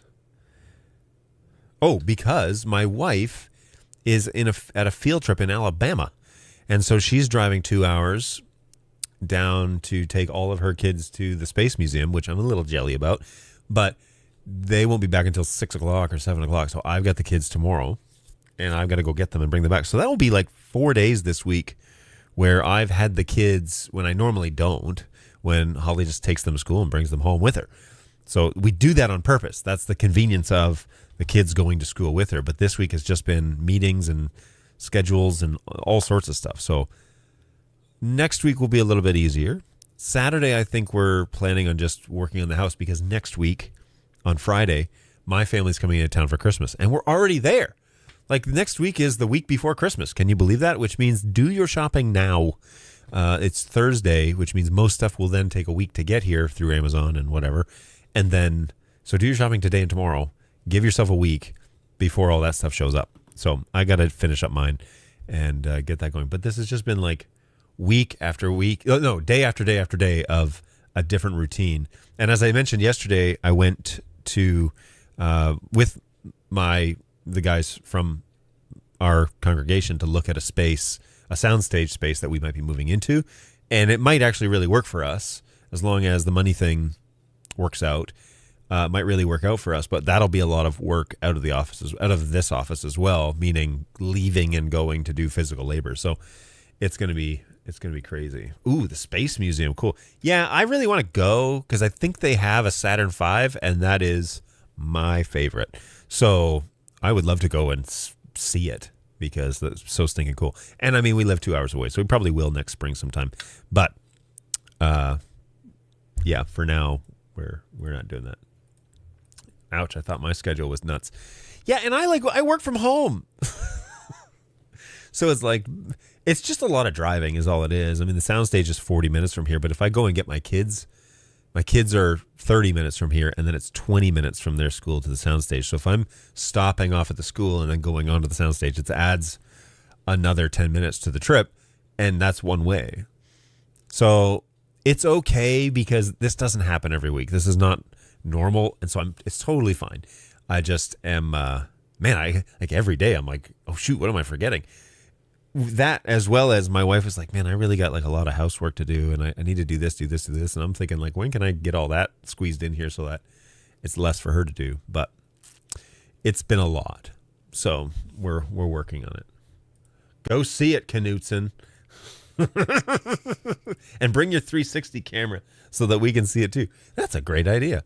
Yeah, I might do that. We went to see Mammoth Caves, which is up in Kentucky. That's pretty cool. If you're interested in like land formations or history or any of that stuff, Mammoth Caves in Kentucky is pretty fun. You can spend a day there and see most. You can go on 1 or 2 major tours. That will cost you money, but you can go on 1 or 2 tours. The tour we went on was kind of the classic, Mammoth Cave introduction walkthrough. Wasn't super taxing in terms of strenuous or anything. There are a couple of tight spots you got to squeeze through, but not like you're not crawling on your hands and knees tight. More like you're going to bump your head on places, and you have to single file walk through these things that water has carved out. It's really, really cool. But Mammoth Caves, which is a national park, is really fun. And I think you can just drive up and walk around if you want. You just can't go on the tours or go down into the caves with the tours or anything like that. You obviously have to pay for those. But it's worth it. I went and did it. And we will probably go back next year and try a different tour, a different set of caves. So my life has been running and around and getting ready to set up MTR systems. My wife and I have both been sick. I'm sorry to hear that. It puts us well behind on our Christmas prep. Her parents will be here in just over a week. Yes, mine too. Just over a week. Friday, I'm picking up my family from the airport. So, and I need to look at the time when they arrive. I think it's like 10 o'clock. But anyways, we will prevail. In the meantime, I've got 3 church services that I need to coordinate, one of which I need to pre-record, which is why we're recording all that stuff tonight. Because if I get it basically all done tonight, then, and that reminds me, if I get it mostly done tonight, then we can, I can do all of that maybe this weekend or early next week, get all that done. I just realized, though, I may need one more. Yeah, I do. All right, so I got to think something through here. But anyways, great times, everybody. And now I'm going to race off and go and do all that stuff that I just said I was going to try and do. Pre-record for the win. Seriously, it does make it nice because the congregation I belong to back in Michigan, they would do something on Christmas Eve. And I understand why, but it used to bug me because that's a really busy day for everybody. So, why put an hour and a half on the schedule, even if it's at 4 p.m? Do something pre-recorded and launch it out. And if people want to attend, do that, which is what we're doing here, which I prefer. So there's actually a lot of pre-record stuff coming up on our schedule just because our main speaking minister, he's going to be out of town in multiple places. I'm going to be out on January 12th, and so that service is going to be pre-recorded. I'll be down in Florida at a conference, but then he's leaving town in February and in May and a bunch of times. So we're going to be doing a lot more pre-recorded stuff, and I'm all about it because I can get it all done early. I'm supposed to get it all done early, and then upload it and walk away, and then it's ready to go, and I can focus on the next thing. So I prefer it. So that's what's on my schedule for the next little while. I'll let you know how that goes. So to wrap up the whole home automation conversation, which we've moved away from a little bit, I moved to HomeBridge 1.8.5. Really like it. I think it simplifies things. It's not Home Assistant, but it is HomeBridge, and it works really well for my purposes, and I find it to be quite stable. It just runs in the background now, pretty low key. I don't think this CPU readout is correct. I don't think it's 113 degrees on the Raspberry Pi. Plus, there is a little fan and a heat sink on this one, so pretty sure it's not 113 degrees, but I could be wrong. 112. I could be wrong, but I doubt it. I highly doubt it. And I need to find more of a permanent home for it now that it's up and running. I'll probably put it downstairs. but mount it to the wall or something like that, because it has a nice little case that has a wall mount option to it. So that's kind of the end of that story. It's working really well. I'll do my best due diligence to keep it up to date, because I failed when I moved to Tennessee. I realized, man, I wasn't just one version out. I was like 4 versions out. So I need to do better. Maybe set a reminder and do all of that more often. Hey, it really is. Hey, back when the farmers would only come to town for a special occasion, having a Christmas Eve service was one of the draws. Those Sunday drivers. Yes. Yeah. When you are going into town for a specific reason, having the Christmas Eve service. And it was more of a traditional thing back then too. I think there was kind of a desire to return to some of that in the communal theology. Like when you're trying to grow or formulate community, you have these services around these special dates. The problem really, though, is the people organizing it were rarely ready. And so when you're asking people to participate on Christmas Eve, which is already overwhelmingly busy, and then you don't have your crap together and you don't know what you're really doing, and you haven't submitted your slides, or you don't know what songs you're singing, or it's just total chaos. And so the last few years we lived in Clarkson, we were actually like 40 minutes from, we moved north, and so we were a fair ways away from where our congregation was. We just decided, like, we're gonna do family stuff that night and not get all bent out of shape, because as you can imagine, if I was coming, I would be enlisted to help. And I actually like doing the technical stuff. That's, doing something with excellence is pretty exciting, and it you can see if you can do it, and that's a challenge, but also it means that it's great. It's a good experience for other people, which is a good act of service. But man, it was a level of stress and eventually annoyance. It was like, what do you mean you don't know what songs you're singing tomorrow? Like, we need to make slides, and we need to make plans, and we need to at least have something ready to go. So instead of getting overly involved in things like that, I just kind of stepped away and was like, you know what? If you want to do it, go for it. I'm just gonna peace out. Now, if we pre-record it, then I can get it all done a week before and load it in the hopper and basically schedule it. I have my technical director, one of the tech directors, schedule it for me in Resi, and then it goes live on the 24th at 4:00 Central Time, and that's easy. That's an easy, much easier way. I can make sure everybody's got their ducks in a row. We're good to go. So that is the plan for this service. Don't particularly. I'm not going to miss the chaos around Christmas time. I like things to just be kind of, let's make this as easy as possible for everybody, because it's a challenging time of year. So good stuff. Or worst is that our pastor gives his notes just before he gets on stage. Yeah, it sucks. We get them quickly in. What? Oh my gosh. No.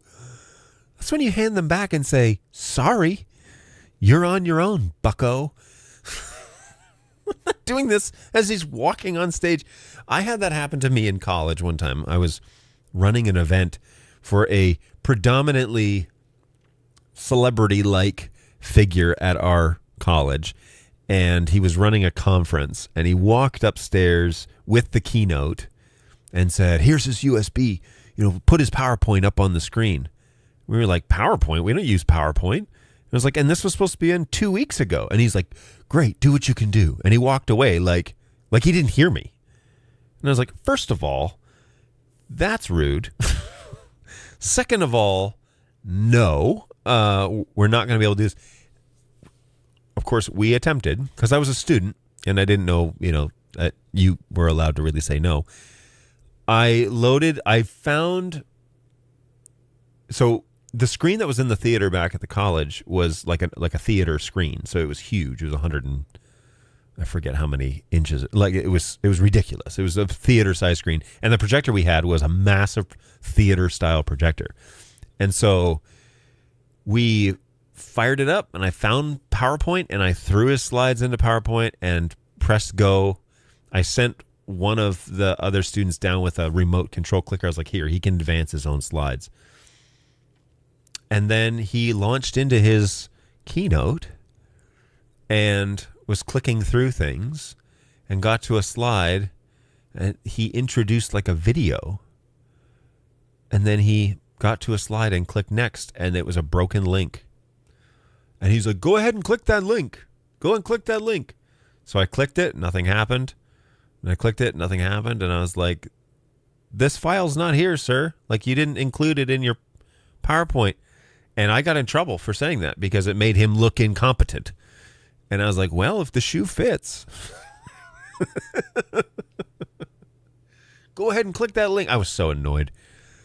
Because what happened was they would throw the student under the bus. Like, oh, these students running the technical stuff, they don't know what they're doing. So then they struggled through the rest of that presentation, and I remember the predominant teacher came up to the booth afterwards and tried to give me the old heave-ho. And I told him, look, if this guy is as smart as you say he is, he would have included the video in the thumb drive. The file is not there. I can't invent a video for you when he doesn't bring it. And so this is why we have him submit things 2 weeks before and not the day of, because we haven't even checked to make sure that this looks good. It looks like crap up there. And also his video's not here, and that's not on me. That's on him. So don't come up here and yell at me and say I made him look bad when I can't. What do you want me to do? I don't even know what video he's referencing. I'm certainly not paying attention. So we kind of left. We were not on good terms. And that teacher, I went back to work for that school, and he was still there. But he was not a fan of me. And that's because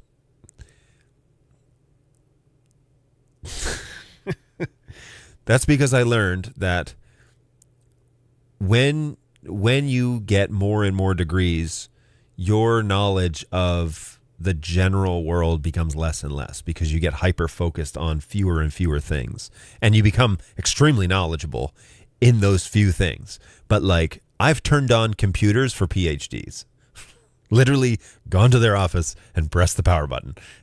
Like, I'm sorry, but your degree, it's great that you have a PhD. I'm not entirely impressed because I've worked with too many PhDs. Nope, naughty. Or someone shows up with a keynote file without bothering to warn you. Oh my gosh. Yeah, that's always fun. At Zach, same. Ours once called an audible and decided he wanted a full-size door in a frame on stage with him too. His admin quickly ran to Home Depot? What on earth? What do you guys tolerate over there? That's ridiculous. I generally keep my MacBook on hand now just in case. Wow. So sometimes we get it to us in the middle of worship. So, we have some time. Oh my gosh, we could all probably share like horror stories. We should do like a roundtable tech horror stories conversation. I'm sure it would be hilarious. And don't get me started on the ladder prop where he climbed out of the stage wash. What? Oh my gosh. They should stick to preaching and not to being creative. Yeah, that's crazy. My favorite was a dozen videos that were just embedded as Bing searches to find on YouTube. Oh, that's amazing. Do you know how computers work? You need to include the file. My wife is an elementary teacher, and she was doing that, had PowerPoint presentation, was recalling YouTube videos, and then they'd have to wait and watch, and there'd be commercials and stuff. I'm like, those need to be files, honey. Like, they can't be. So I showed her like how to do all that and whatever. Well, then she went to school and became like the tech teacher.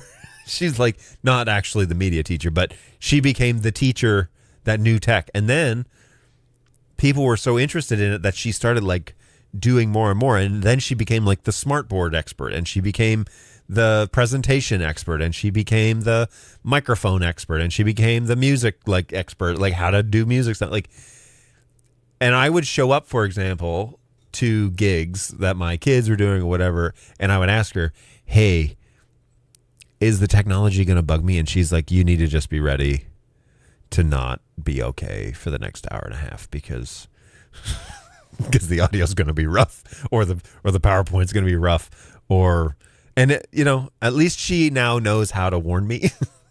because I'm the type of guy that's so squirrely that I'm looking around. I'm like, I can fix this. I know how to fix this. I can find the amp, or I can get to the board, or I can hey, can I assist? Because I do this for a living and it sounds like crap in here. Thankfully, we had enough time to fix it. Oh my gosh. AI generator could be the biggest plus or minus for the last minute of content. It's true. Deep, narrow knowledge. Yep, that's my job here. Pretty much, right? It's like you're like a patch man.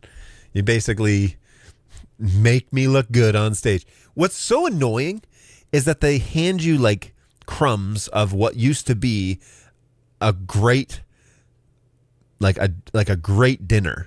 They give you like these crumbs and they're like, now make this look amazing. And you're responsible for making it look amazing. If it looks like crap, they're going to throw you under the bus. If it looks amazing, they're going to take the credit. That's how that works.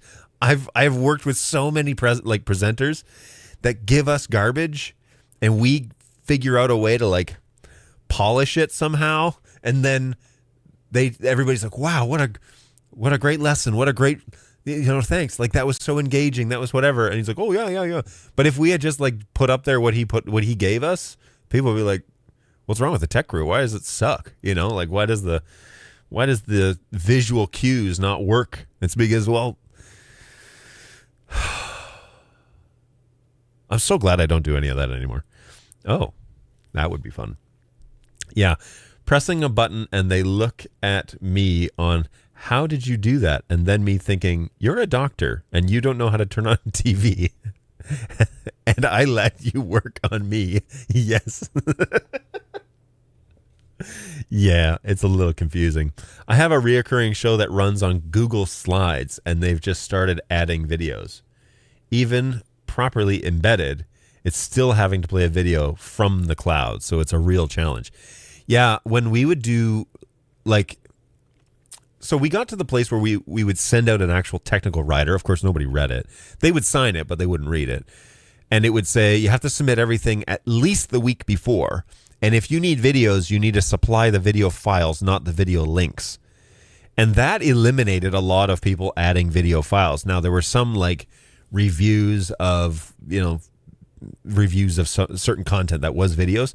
And they would say, well, I got all these YouTube links that I need to show. It's like, well, do you have the rights to show them? First of all, if it's on YouTube, it's generally public, but you probably need to try and secure the files somehow. We wouldn't tell them how. But you need to secure the files, because when we click on play, we don't want to buffer. We don't want to watch commercials. We don't want to see advertisements. We want to just see the video.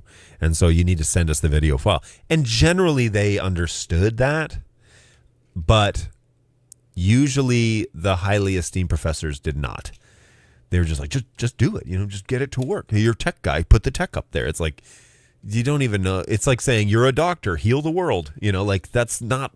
No, you have specific tech people. You have lighting guys and sound guys and presentation guys. And anyway, this soapbox is getting awfully tall.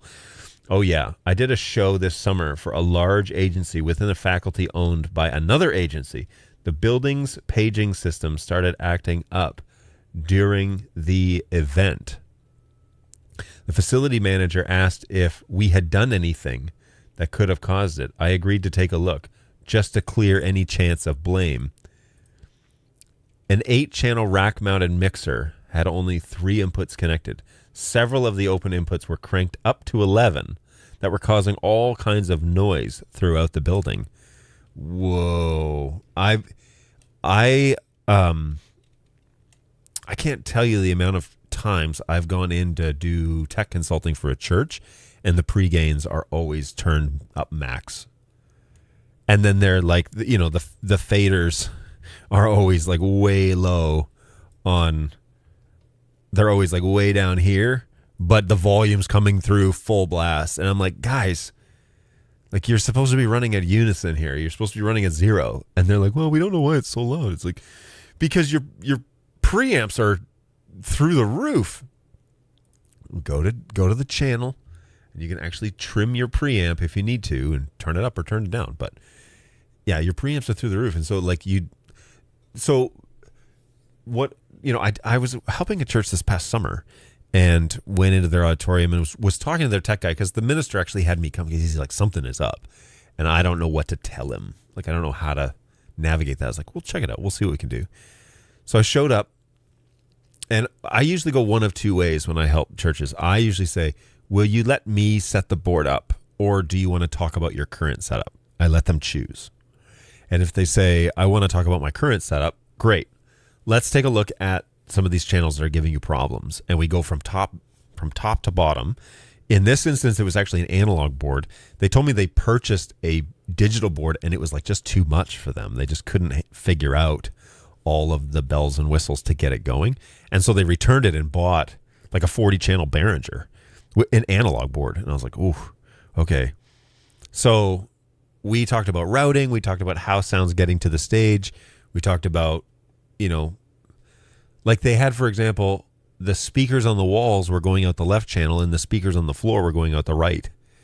And I was like, you really should set this up so you have left and right stereo, and then we can talk about sending the same signal out both and figure that out. So it took us, I think I was there for 5 hours or 6 hours, something like that. But by the time we left, there was nothing peaking.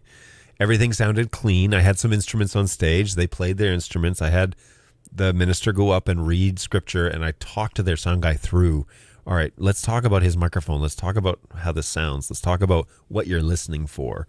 We're going for clarity. We're not going for volume necessarily, but we want to go for clarity. And anyways, it was a very interesting conversation, but it all starts with the beginning of the chain, how much power you're sending, how you're receiving the signal, and how much power you're then using to manage the signal. And so when they had their, let's just take, browser left and right, they were running at like -30 or -40, and it was plenty loud, and it didn't sound good, because when you're in this configuration, you're losing a lot of your EQ range. So then we talked about that. We were like, well, if it doesn't sound right, you got to change the EQ. And they had a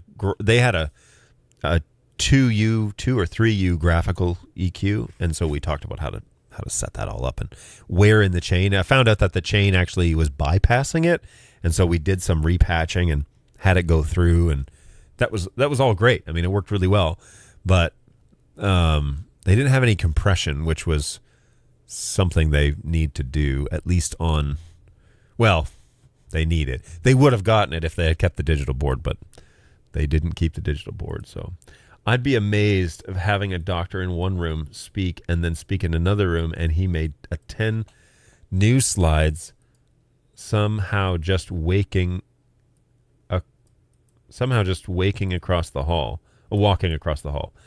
And those events are required then to send us all of those slides, oh my word, a week before, so we had it all set up. It never happens on the day of. Yeah, I mean, if you have a paid for event, that's when you have to give a technical rider. I haven't seen an analog board that big in years. It's true. I know where 2 of them are. They're big boys. All right, well, I got to go set up a PA system. I guess today is busy here at Fred Hutch Cancer Center. Oh, right on. Hey, man, have a great day. Thanks for stopping by. Always a pleasure. Yeah, feel well, Angus. I'll second that as well. So the place that I'm at now actually does some small, just like personal events. And the guy that runs tech with me, with the congregation I work with, he kind of does some of their technical stuff. And the other day I told him, I was like, look, you got to get to a place where you have a technical rider, because on Sunday evening they were having an event in that space, and it was just like a church group coming in doing a small birthday celebration for somebody, and they hadn't sent him any of the slides they were going to use for their worship night. And so I was like, I know they know ProPresenter. They were sending us a ProPresenter file. They said they would send it to us on Thursday, and it did not arrive until Sunday afternoon. And when I was at the soundstage, my coworker said, like, I still haven't gotten anything from him, but as soon as I do, I'll send it over to you. And I told him, you need a technical writer, because it's Sunday after service for us. I'm going out to lunch with my family and actually with the congregation. And then I'm going to go get my groceries and head home. I've got a meeting this afternoon with my family. Like, when am I going to do this, like formatting slides? And he said, I think he just wants them loaded just to make sure it's going to work. I said, well, we'll figure it out. Well, in the middle of my family meeting, I was remoted into the computers over at the soundstage, loading in these slides because they did arrive. They arrived at like 1 p.m. for an event that started at 6 or 5. But I told the guy that I work with, I said, look, like, to avoid this in the future, if you're going to do any more of these sort of events, I would just write up a 1-page, hey, if you need anything technical, screens, sound, lighting, or anything in addition, cameras, whatever, we need to know about this the week before the event. And we need to have them the week before the event so that we can be sure that it's ready to go, but we can be sure on our time. Because if you push it to the day of, you're basically holding people hostage. Like, if I wasn't available, they wouldn't have had lyrics. Because nobody else imports slides in a ProPresenter where we're at. So it's like, sorry, you're late. So can you just say sorry? Like, you're not doing it? Or will your event space be upset? Or will, like the owner of the soundstage, we don't want to make him upset. So how hard can you push? So just having a little technical writer that everybody kind of agrees, hey, when you have an event in this space, we're going to send them this PDF. We just need it signed. We just need somebody to see it and agree and say, yep, we can send it through DocuSign or whatever. But yep, I agree to that. And we will adhere to those restrictions. So yeah, thanks. I'm finally starting to feel better for real. Yay, that's good. Oh, I get grumpy when I have to interrupt my family stuff. Yeah, I mean, it didn't take long. That's the advantage. It was like 6 slides. They were all formatted differently or whatever. I was like, I'm not touching any of that. I'm just putting them in here. I'm going to have them ready to go on the screen when they get there so that they can just click through them when they're ready. But yeah, it wasn't a great setup. Like, it wasn't great because I should have had them by Wednesday at the latest. And then I could have communicated, hey, do you want me to format these at all? What do you want to do? But instead it was just random Sunday afternoon for a Sunday evening event. And probably what it was the guy was going to his place, going to create the slides real quick after service and then email them over to us. That's probably what was going on.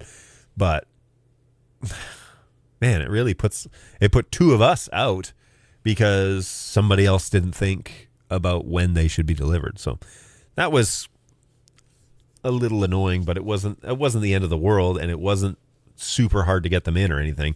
It was just like, yeah, it would have been great to have these last week because then I could have made sure they were in there when I was at the soundstage. I was physically there 2 times that week, and I had to remote in to do that for them. So technical writers, man, they're great.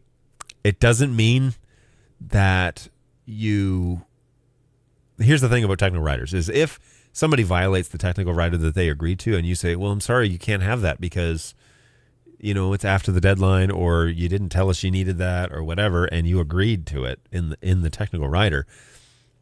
If you pull that stunt, and you are entitled to, by the way, but if you do that, then there's a good chance they're not going to like book that event space again. So that was always our issue at the college is we had all these rooms and spaces and theater and whatever to rent out.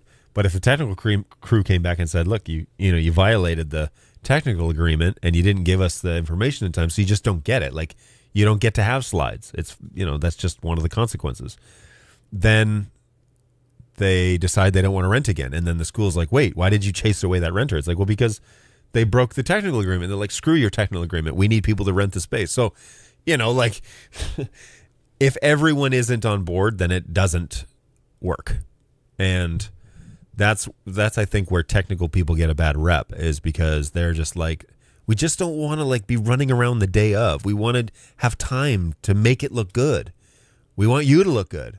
But if you give it to us while you're walking on stage, like, sorry, you're not going to get any slides. You're not going to get anything up there. And that's just you being not prepared. That's on you. You're unprepared. We are prepared.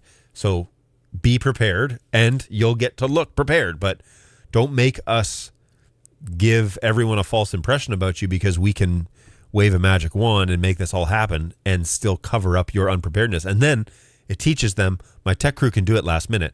I'm just going to do that this time. That's what it is, over and over. There was a minister in Rochester that did that. He would throw things he'd walk in with 10 minutes before the doors would open, and we need to do a sound check and an EQ level and everything. And we had new sound guys every week, so it needed to be reset every week.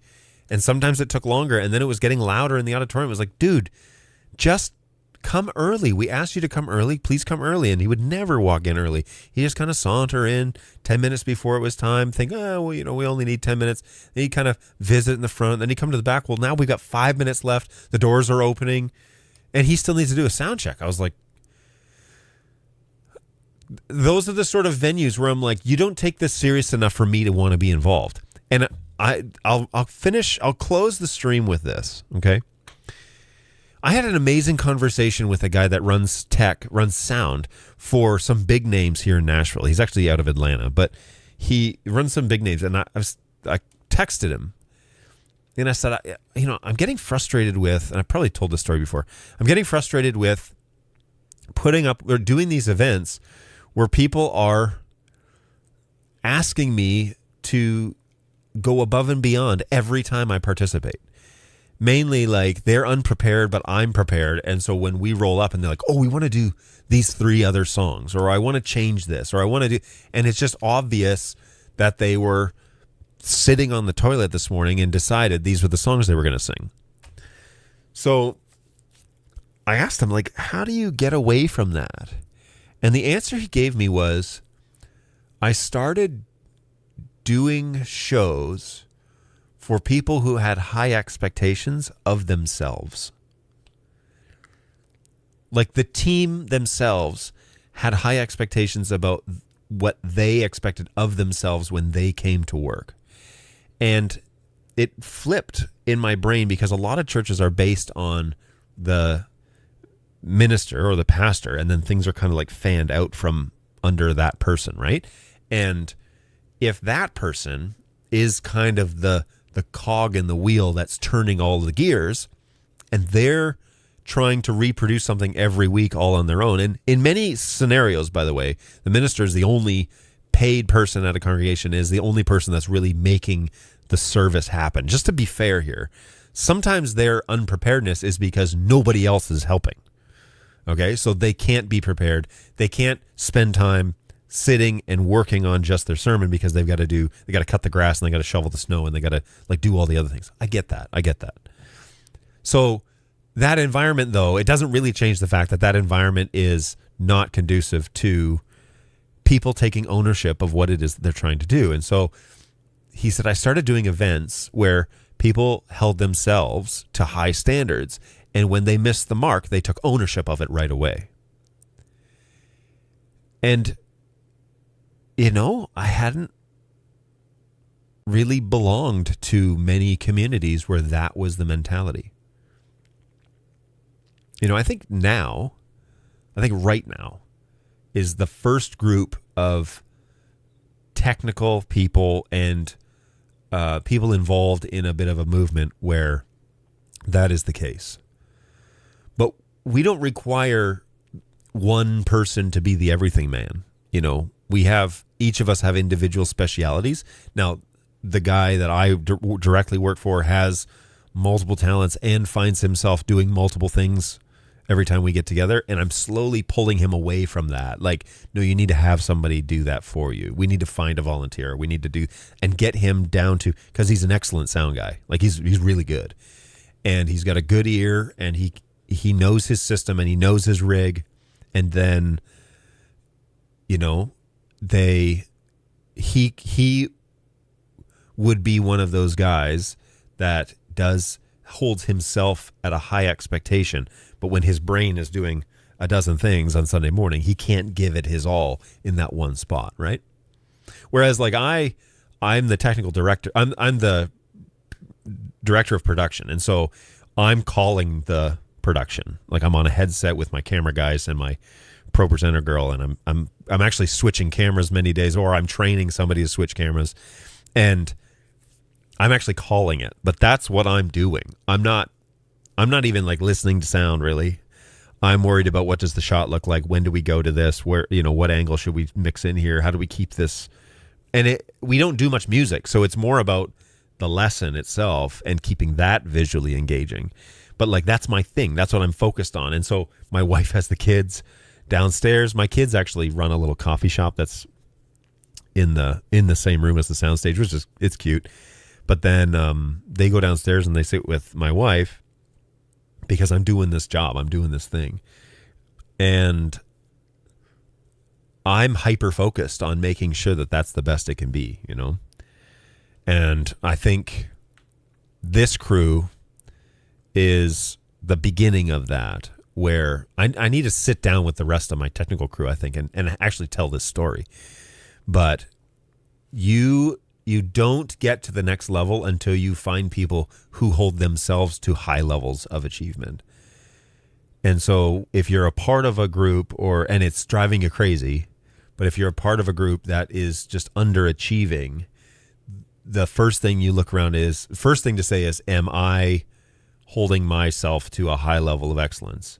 And if you are, is your crew around you holding themselves to that same level? And are you okay with the level they are? Because it's like, well, they're just volunteers. We don't want to ask them too much. It's like, yeah, but if them not performing is going to be a problem for you, then it's going to be an endless problem. And if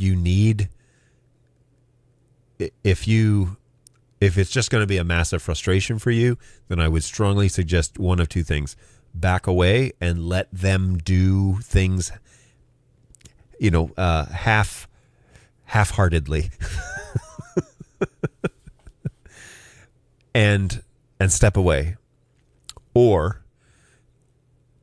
have a conversation with that crew about, hey, I think we could really do this better, but it's going to require everyone to operate better, myself included.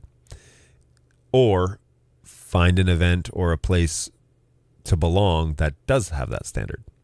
And that's a hard, especially when you're talking about communities that you belong to. Sometimes you don't want to leave them. Sometimes they really need a technical person. But the reality is, if nobody's taking that serious and nobody thinks it's serious, it's going to be an endless uphill battle. The last congregation I volunteered for, I was there for 15 years, almost 20. I went there I started going there in 2002. Jeez. So it's been 20 years. And I left this year. It didn't change. Like that whole time. I came and went. I stopped on the technical team about 2010, and I joined again in about 2016. And it was the same. Same leadership style, same attention to detail, different ministers, but it was the same. And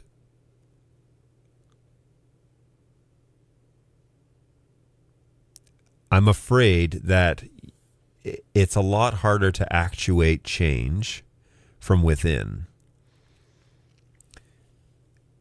Not that it can't be done, but it is highly unlikely, from my experience, that you will change the way people are, like natively, like to their core. And so if the church is run by a week-by-week basis and it's all unorganized and they're handing you notes on Sunday morning and you say, hey, that's not cool, you need to not do that again, and then they do it again, I'm going to be honest with you, that person, even if they've had an impossible week and it's understandable, that person has not honored the system that you're trying to set up to get going. So be really careful. I mean, be really diligent, whether it's work, whether it's community, whether it's church, whether it's whatever it is, school. If you are looking to participate in something that is excellent, be sure that the team around you is holding themselves to that same level that you expect out of yourself. And if you match, great, strive towards that, because really, cool stuff can be accomplished. But if you end up on a team of folks that just kind of don't care, then that they're there and they want to do it, but they don't really strive themselves to put a high expectation on their own actions, then that's going to be a rough go. And if you're in charge of that team, you may have to let people go. Letting volunteers go is a hard thing because they're there for free. It's hard to fire somebody that's there for free. But if it will seriously drag you down over time. And so that's a hard conversation to have. Hey man, you have to stand up for yourself. I've had to let clients go over stuff like that. Yes, it's true. That's the ideal philosophy. My clients expect a quality end product, and they will work hard to make sure that I can produce it for them. It's wonderful. So what do you say to a volunteer that royally screws up? See you next week. No, so to a volunteer, so I'm in a leadership position. I have been when I was at Bird Dog, and I had been when I was kind of at the previous congregation I was at. We were all kind of equals at that place. Here, I'm the director, so I am in charge of the technical team. And if people screw up, it depends on who it is. I mean, for example, if I have a cameraman that moves the camera during a live shot or something like that in a way that I don't want him to, then we get him back on shot. I jump off to a different shot or whatever, but I get him back on shot and I say, okay, hey, we'll cover that later. Not to worry. Keep going. But that stuff usually only happens once. And so he'll come up.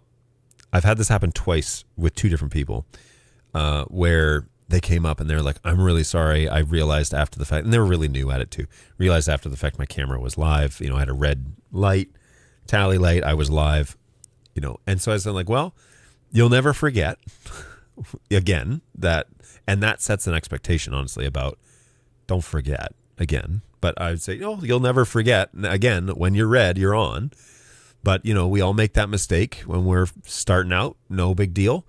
We'll go again. We'll have another shot. Now, if you have another screw up, there's something going on there where your operator is not paying attention.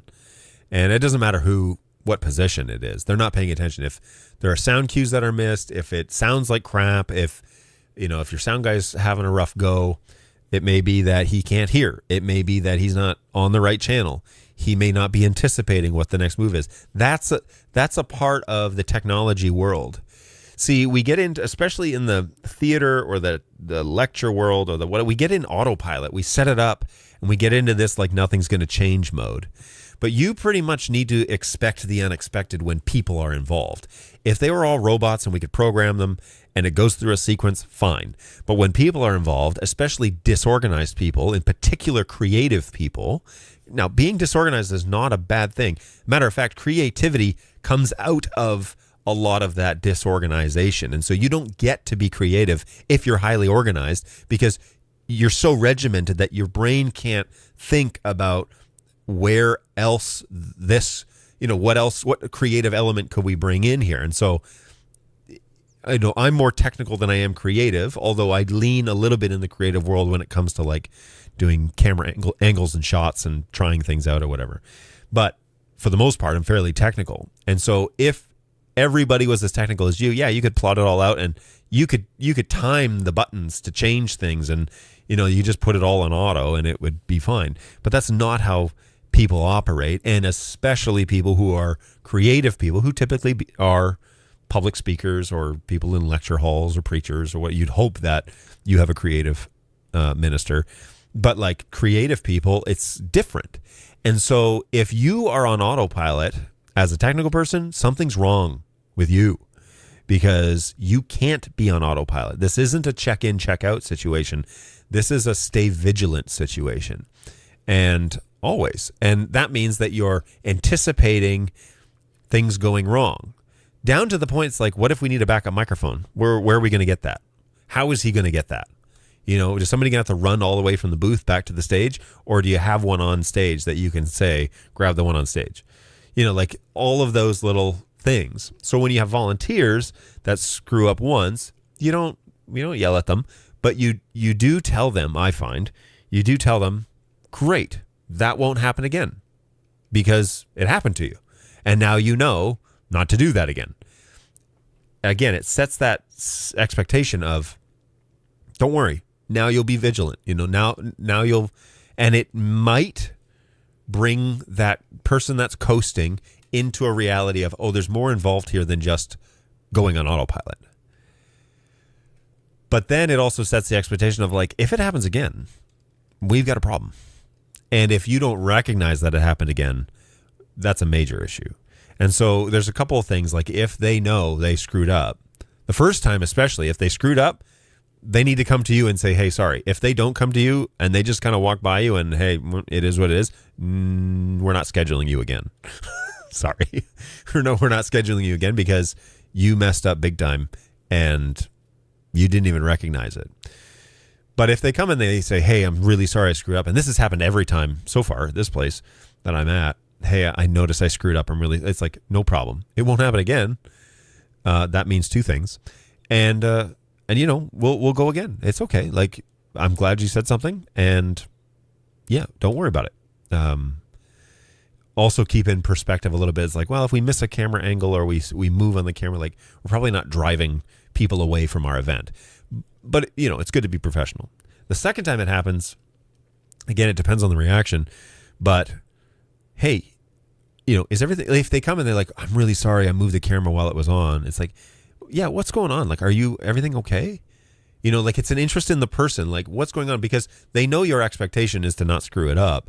And so if they're distracted or they're having trouble with the equipment or whatever, there's the opening. Everything all right? Like, are you comfortable downstairs on the camera, or is something distracting you, or is something else going on? Like, do you want to chat about it, or do you want to go talk to the minister about it, or any of that stuff? It's like caring for the person, they haven't left your team yet, but if they notice, hey, I screwed up again, and they come up and apologize, then it's like a what's going on situation. If they come up and they ignore you, then that's where I would say, like, hey, what happened today? Like, give me whatever the excuse is, but what happened today? Like, oh, I was on my phone, or, oh, I stepped away from the camera, or somebody was talking to me, or whatever. It's like, okay, all good. Like, let's figure that out so it doesn't happen again.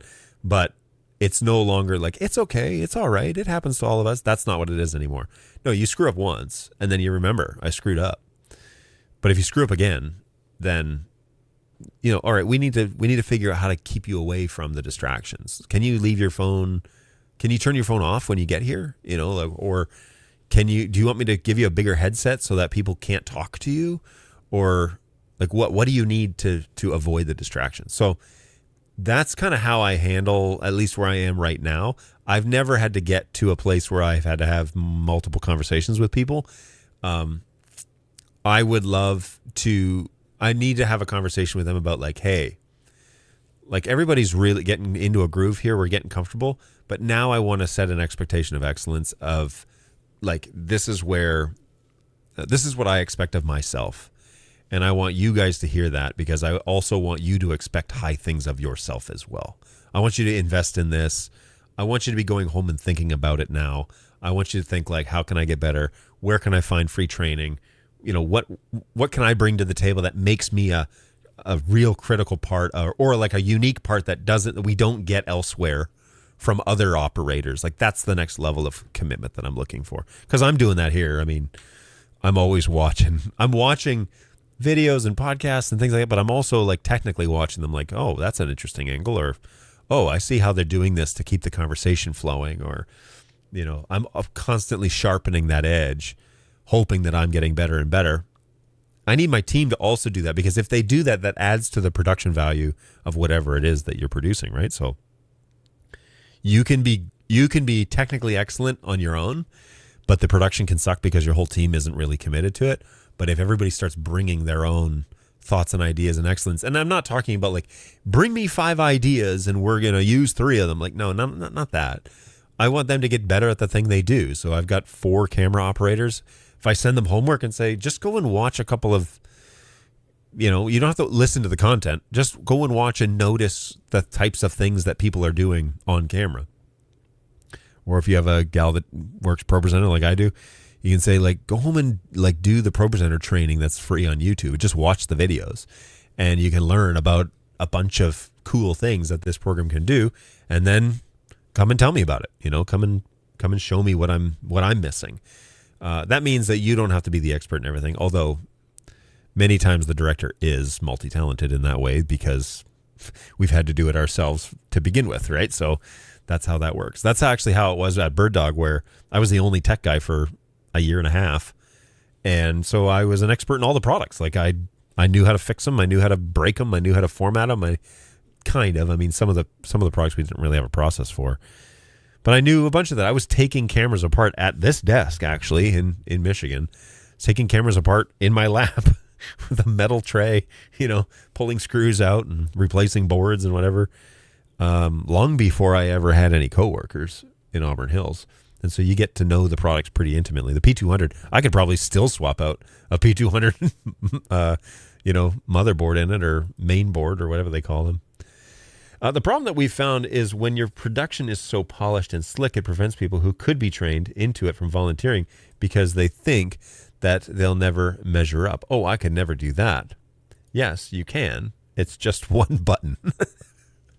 Okay, so the key there is when you have people that say that, you say everybody started somewhere, but they've committed to being a part of our team on a certain commitment level. And we wouldn't throw you in as lead so-and-so, lead camera op, or lead ProPresenter, or, whatever it is. We wouldn't make you do that. You'd shadow somebody for a month or for 4 events, or you'd shadow somebody for 2 events, and then you'd swap, and that person would shadow you basically and just walk alongside you and make sure that you're doing it right. I've done that with all my camera operators. I've had somebody shadow them when they start. And it's like, my number 1 camera operator had no camera experience before I trained him.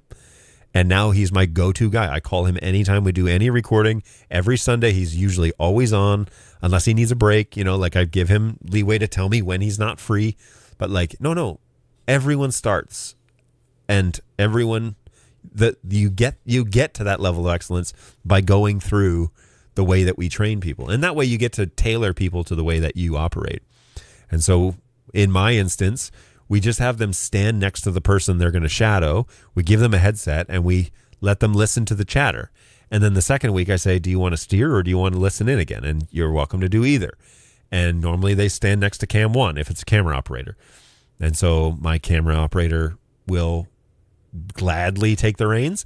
The third week, usually I have the new guy run the camera, but then my camera 1 guy is at the ready. So I can say, hey, can you hand it over to cam 1, or can you hand it over to Larry, and he'll do this part. It's a little tricky, or it's a little, you can see it happen. That works. Like, you get people comfortable, you get them touching the controls, and, oh, that's what this does. And you say, come early, come 10 minutes early and just play with it for a little bit, and see what each of the dials do, and you can kind of figure it out. And then they get warmed up. But if you approach somebody and you're like, hey, I need you to volunteer to do this, or I think you'd be good at this, and they say, oh, no, I could never do that. You just say, well, like, everybody starts from somewhere. The best person has to start at the bottom, but we need somebody. And so if that's something you'd be willing to try, I will train you, or, Joe will train you, or like, we'll provide training. The other piece that if you're in a situation where you have a lot of volunteers cycling through often, training modules is like the way. Just YouTube, unlisted YouTube videos, do everything on camera. And then you say, I could send you like 20 minutes of videos, and you could work through them this week on your own pace, one a day. They're 5 minutes each. There's 4 videos, and it'll literally tell you the lingo. It'll show you the controls. It'll do all that. And then when you come, you'll shadow somebody. You'll be off to the side and you'll see them doing it. You'll hear our production crew, and your feet will already be wet before you even get here. So it's just like breaking the ice and then getting their feet wet, and then, eventually handing them full control. We always move people then from cam 1 to cam 2 because cam 2 is a secondary shot for us. It's a critical shot because it's a side angle. It's a different look, but like, we live on cam 1 for the most part. So in my production, so we live on cam 1. So I have my number 1 guy. He's on cam 1, reliable as ever, and he just goes for it. And if I need cam 1, I go to cam 1. We also, we should talk about some stuff here in the coming weeks, and maybe I'll put a show together. We just bought a slider, a motorized slider for one of our DSLRs. And so we have a wireless system that's doing that. I'll show some examples of that. I had it here at the house, but only for a couple of days, and then I had to take it back. I also have been playing around with the Hollyland 400S transmitter and receiver. So you guys know that I've used the CineView SE system. I have 2 sets of those now. But now we also had an older 400S Hollyland transmitter receiver, and I actually found it to be pretty good.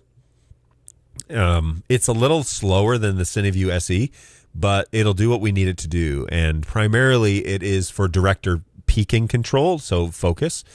But we'll talk about that maybe another show, because the slider thing is something that we're using during Christmas. So maybe in the new year, I'll do a show on the actual GVM slider, the motorized slider that we got.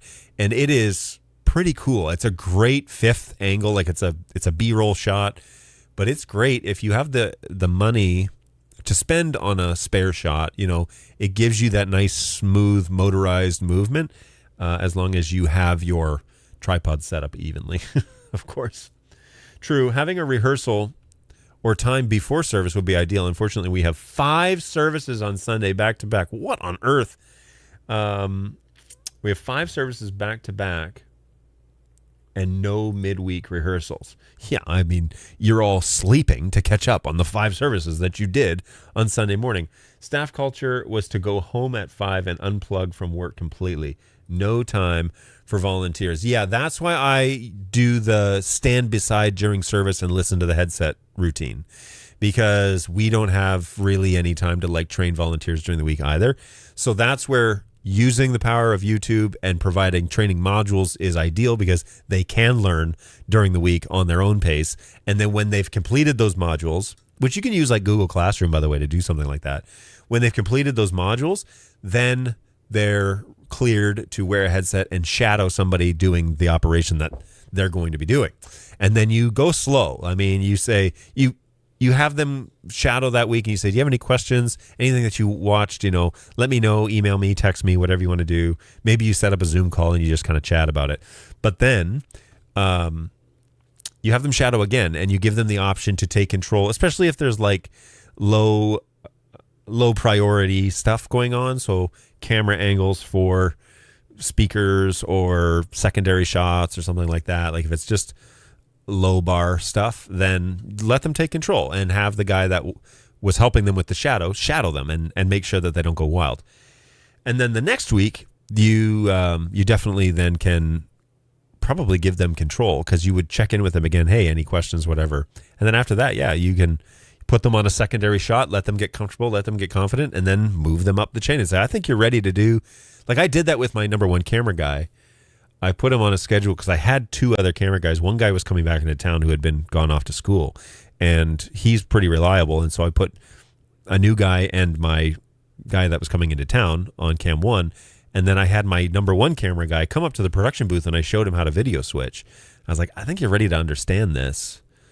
Like at least the mechanics of how this works. Now the artsy creative side about when to switch, and but he was talking to the camera operators by the end of Sunday. He was talking to the camera ops and getting them set up into different shots and whatever, and that was working great. So he already has, I'd say, 65% of it. Ooh, which one did you buy?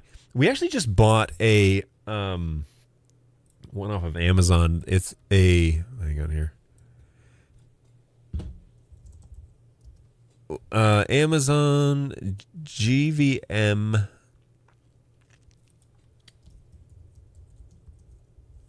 motorized slider. I'll share it here in just a second. It's the 48-inch GVM. So this one. And it's a little clunky. Like, it works well. It works well. Runs off a battery, but you can also use DC power if you'd like. It definitely is a little clunky in terms of setup because you have to set a starting point. So the little actuator motor that's here on the side, this thing right here, is a little actuator motor, that black box on the side of the slider. And it's pretty quiet. It's not too bad. You wouldn't want to have a microphone on this one, but it's pretty quiet. But this little actuator motor has no idea where it is. So you have to set a start point and an end point every time you turn on the remote control. Even if you leave it where it is and then you power it off and power it back on, every time you power cycle it, you have to set a start and a finish point, an A and a B. And then you can turn on the loop mode and just go A to B, loop. And that works just fine. And it just goes the whole service and never stops. So as long as you have, a good spot to put it, yeah, it works pretty well. But the little actuator motor is pretty dumb. Like, it has no idea where it is in time and space. And so you have to specify the start location and the stop location, and then it's pretty safe. I had some problems setting it up initially, but now it works pretty well. So this was on sale during Black Friday, which is when we ordered it. And it works fine. Takes these batteries. Where are the batteries for it? Those big honking things. It comes with a battery, mind you. Let's see. Where's the picture of what's included? Why? Why doesn't it include a picture of what's included? Here we go. So it comes with a battery charger and a battery. I forget what the actual battery type is, but it's that classic, 2-pin, not a V-mount, but the other one. Anyways, it's good. I mean, it does what I want. I wish it was twice as long, honestly, but I don't think there's any way to do that, to expand it or make the rails longer. But I wish it was twice as long. I wish it was humongous and could just go on more tripods. But this one's 48 inches, and that's long enough for what we're using right now. We could really use, something that's 70 or 80 inches, but I digress. I guess it would be 96. Yeah, 96 inches if it were double. But all good. It just needs to run. This little rubber band just runs, it pulls it along, and then it gets to the other side and stops slowly. The actuator motor actually slows down, and it starts up and it goes back. And so I wouldn't recommend running it at 100% because I think it slips at 100%. It moves too fast that it actually is slipping at the end.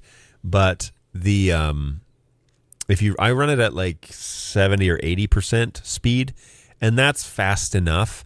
I actually used it so I was having issues with the transmitter on Sunday, so I didn't get to use it, but we did use it during one of the songs. And so I can pull that up here real quick. And where's the song? Here it is. So I'll close this so you can see it kind of full screen.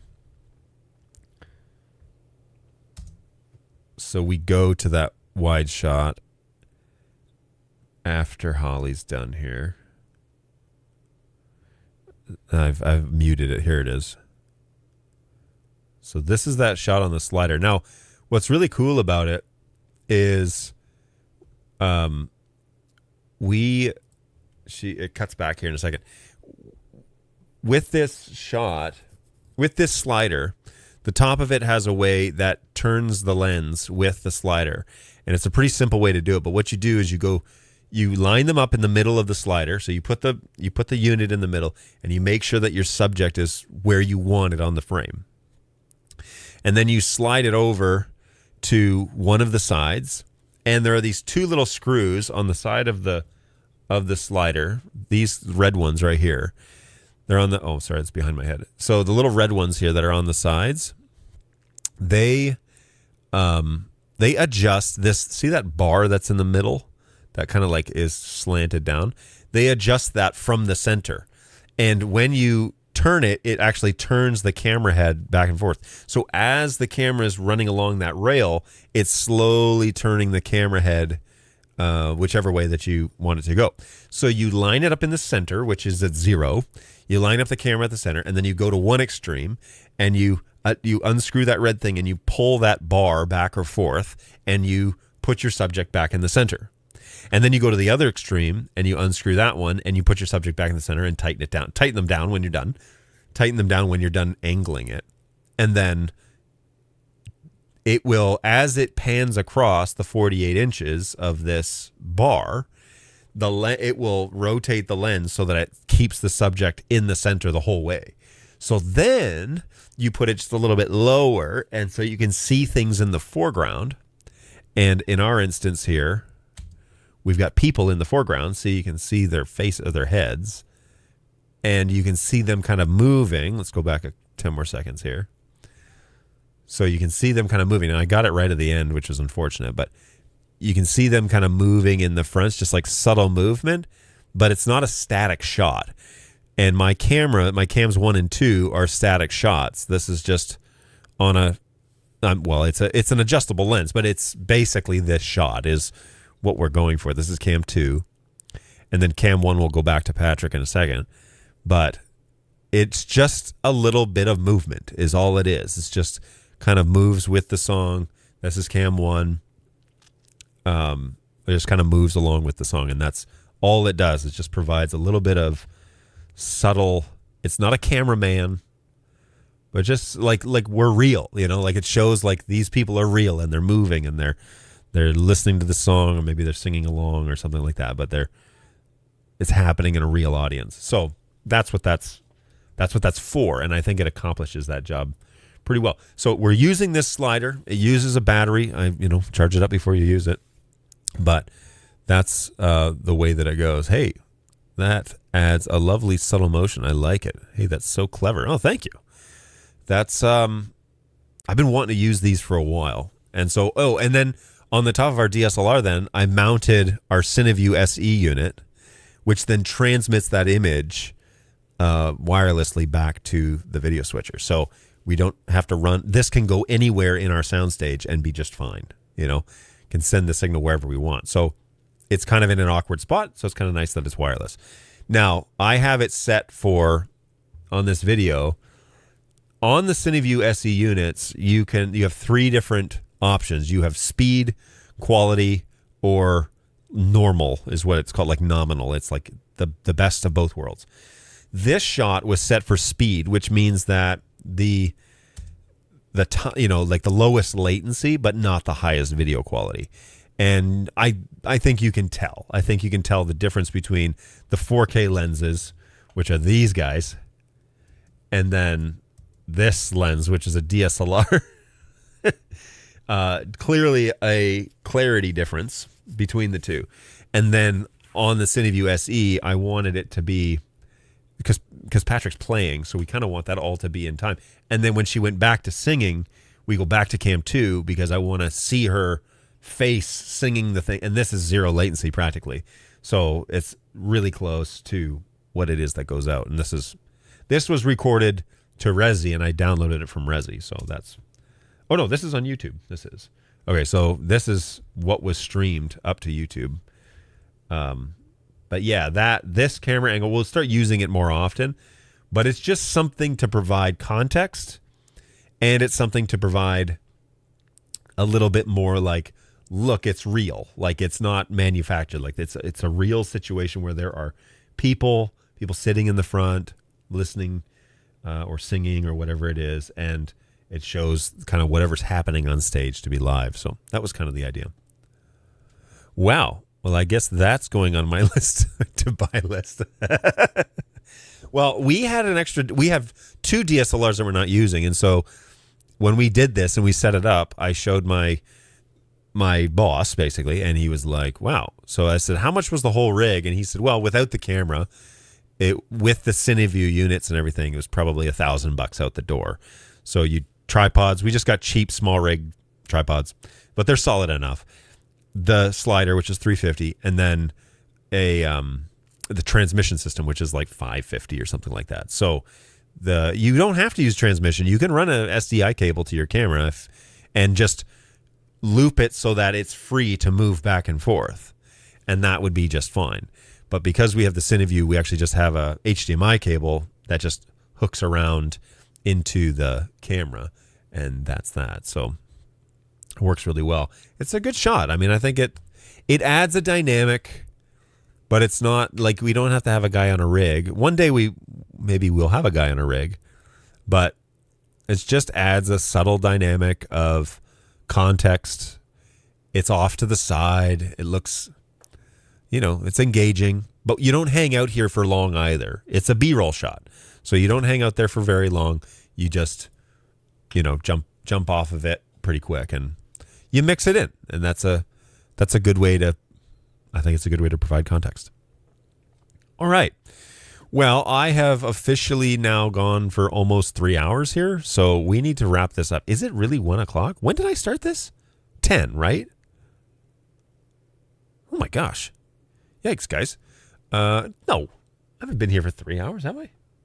Come on. 3 hours ago. What on earth? All right. I do need to sign off because there's so much to do. Join me next week when we take a gamble and try and play American Truck Simulator.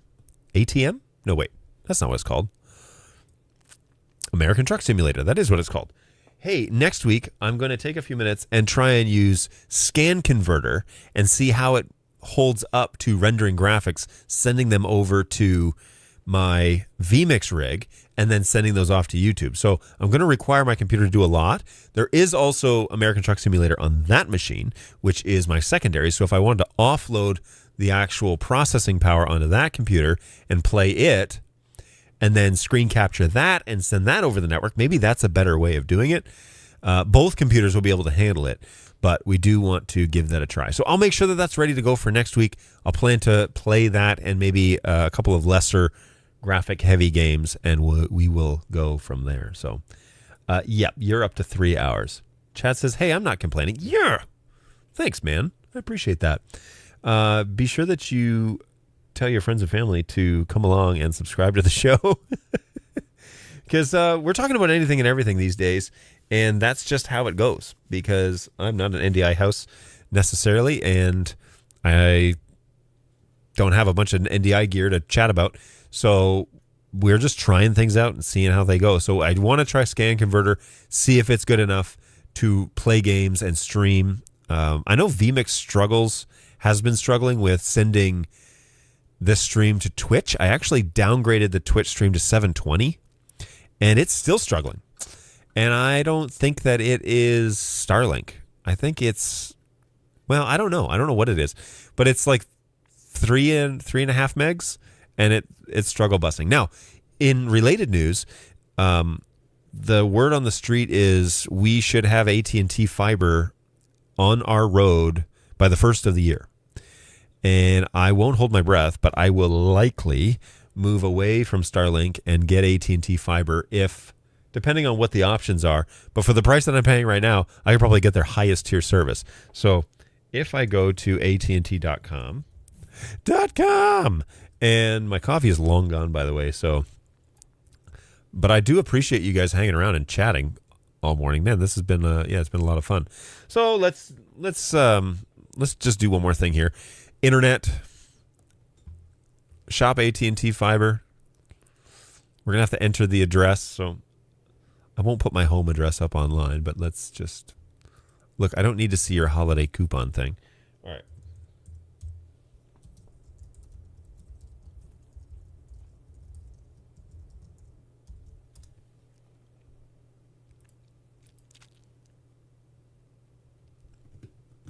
Thinking about it. AT&T Internet is not available at your address. Want more speed? Get notified. Internet. Is there a way just to see what speeds they offer? Oh, yeah, here. All right, so 300 megs. Where are the details? I need more information than that. 300 megs, 500 megs, or a gig. 2 gigs. Oh my gosh. Or 5 gigs. What? All right, there's no more extra benefits included AT&T extended Wi-Fi coverage service now included $120 year value. Active Armor internet security. I can't imagine that's cheap. But what are the upload speeds? Comparison of AT&T fiber starting mid and high speed tiers to comparable tiers of what are the upload speeds? Come on. All right, let's shop now. No. Oh no, my home address. Whoops the daisy. It's still not available. So what is it's fine. It's not a huge deal that's out there. I need more information than this. It's really annoying. What is the actual home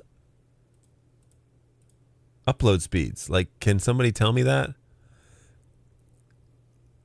You would think. So the first round, 500 megs would be great, but I'm not necessarily interested in download speeds per se. I am, but I'm not. I'm certainly not getting 500 megs with Starlink. And so I'm not getting 300 megs with Starlink. 300 down would be fine. 500 down would be fine. A gig, I would take. But they also go up to 5 gigs. And so what's the monthly rate for that? I'm sure it's like $250. I can't imagine it'd be cheap.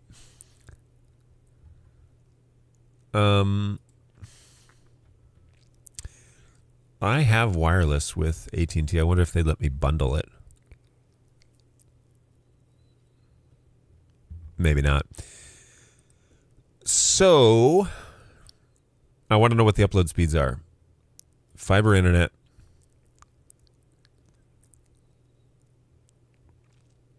Save over $275 a year on fiber internet when you bundle with an unlimited wireless plan. Oh, well, that's what I have. Let's go. Not available. All right. Well, I'm waiting patiently for that day to happen because you better believe it that I will be probably switching over for faster upload speeds, which will make this experience so much better. So if I could get something to like 100 up, 250 up, I'll take it.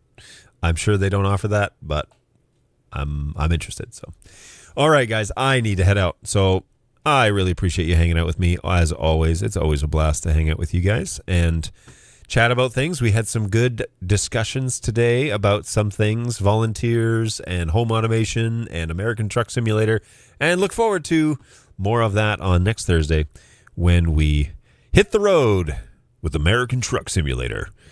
I don't know what version it is. What's the version? Try and do like a radio voice for it. Whatevs. We are looking forward to seeing you guys next week and come by and hang out with me. We'll play a video game and also chat about whatever you want to talk about. So, and there will be coffee. I will drink coffee because remember, today's show was not brought to you by Ember Mugs. Keep your coffee hot and indeed your creamer curdled, which it was. So have a great week, guys. Always a pleasure. Be well. Take care of yourselves and take care of each other. And we'll see you guys in another week. So peace out. Bye, guys.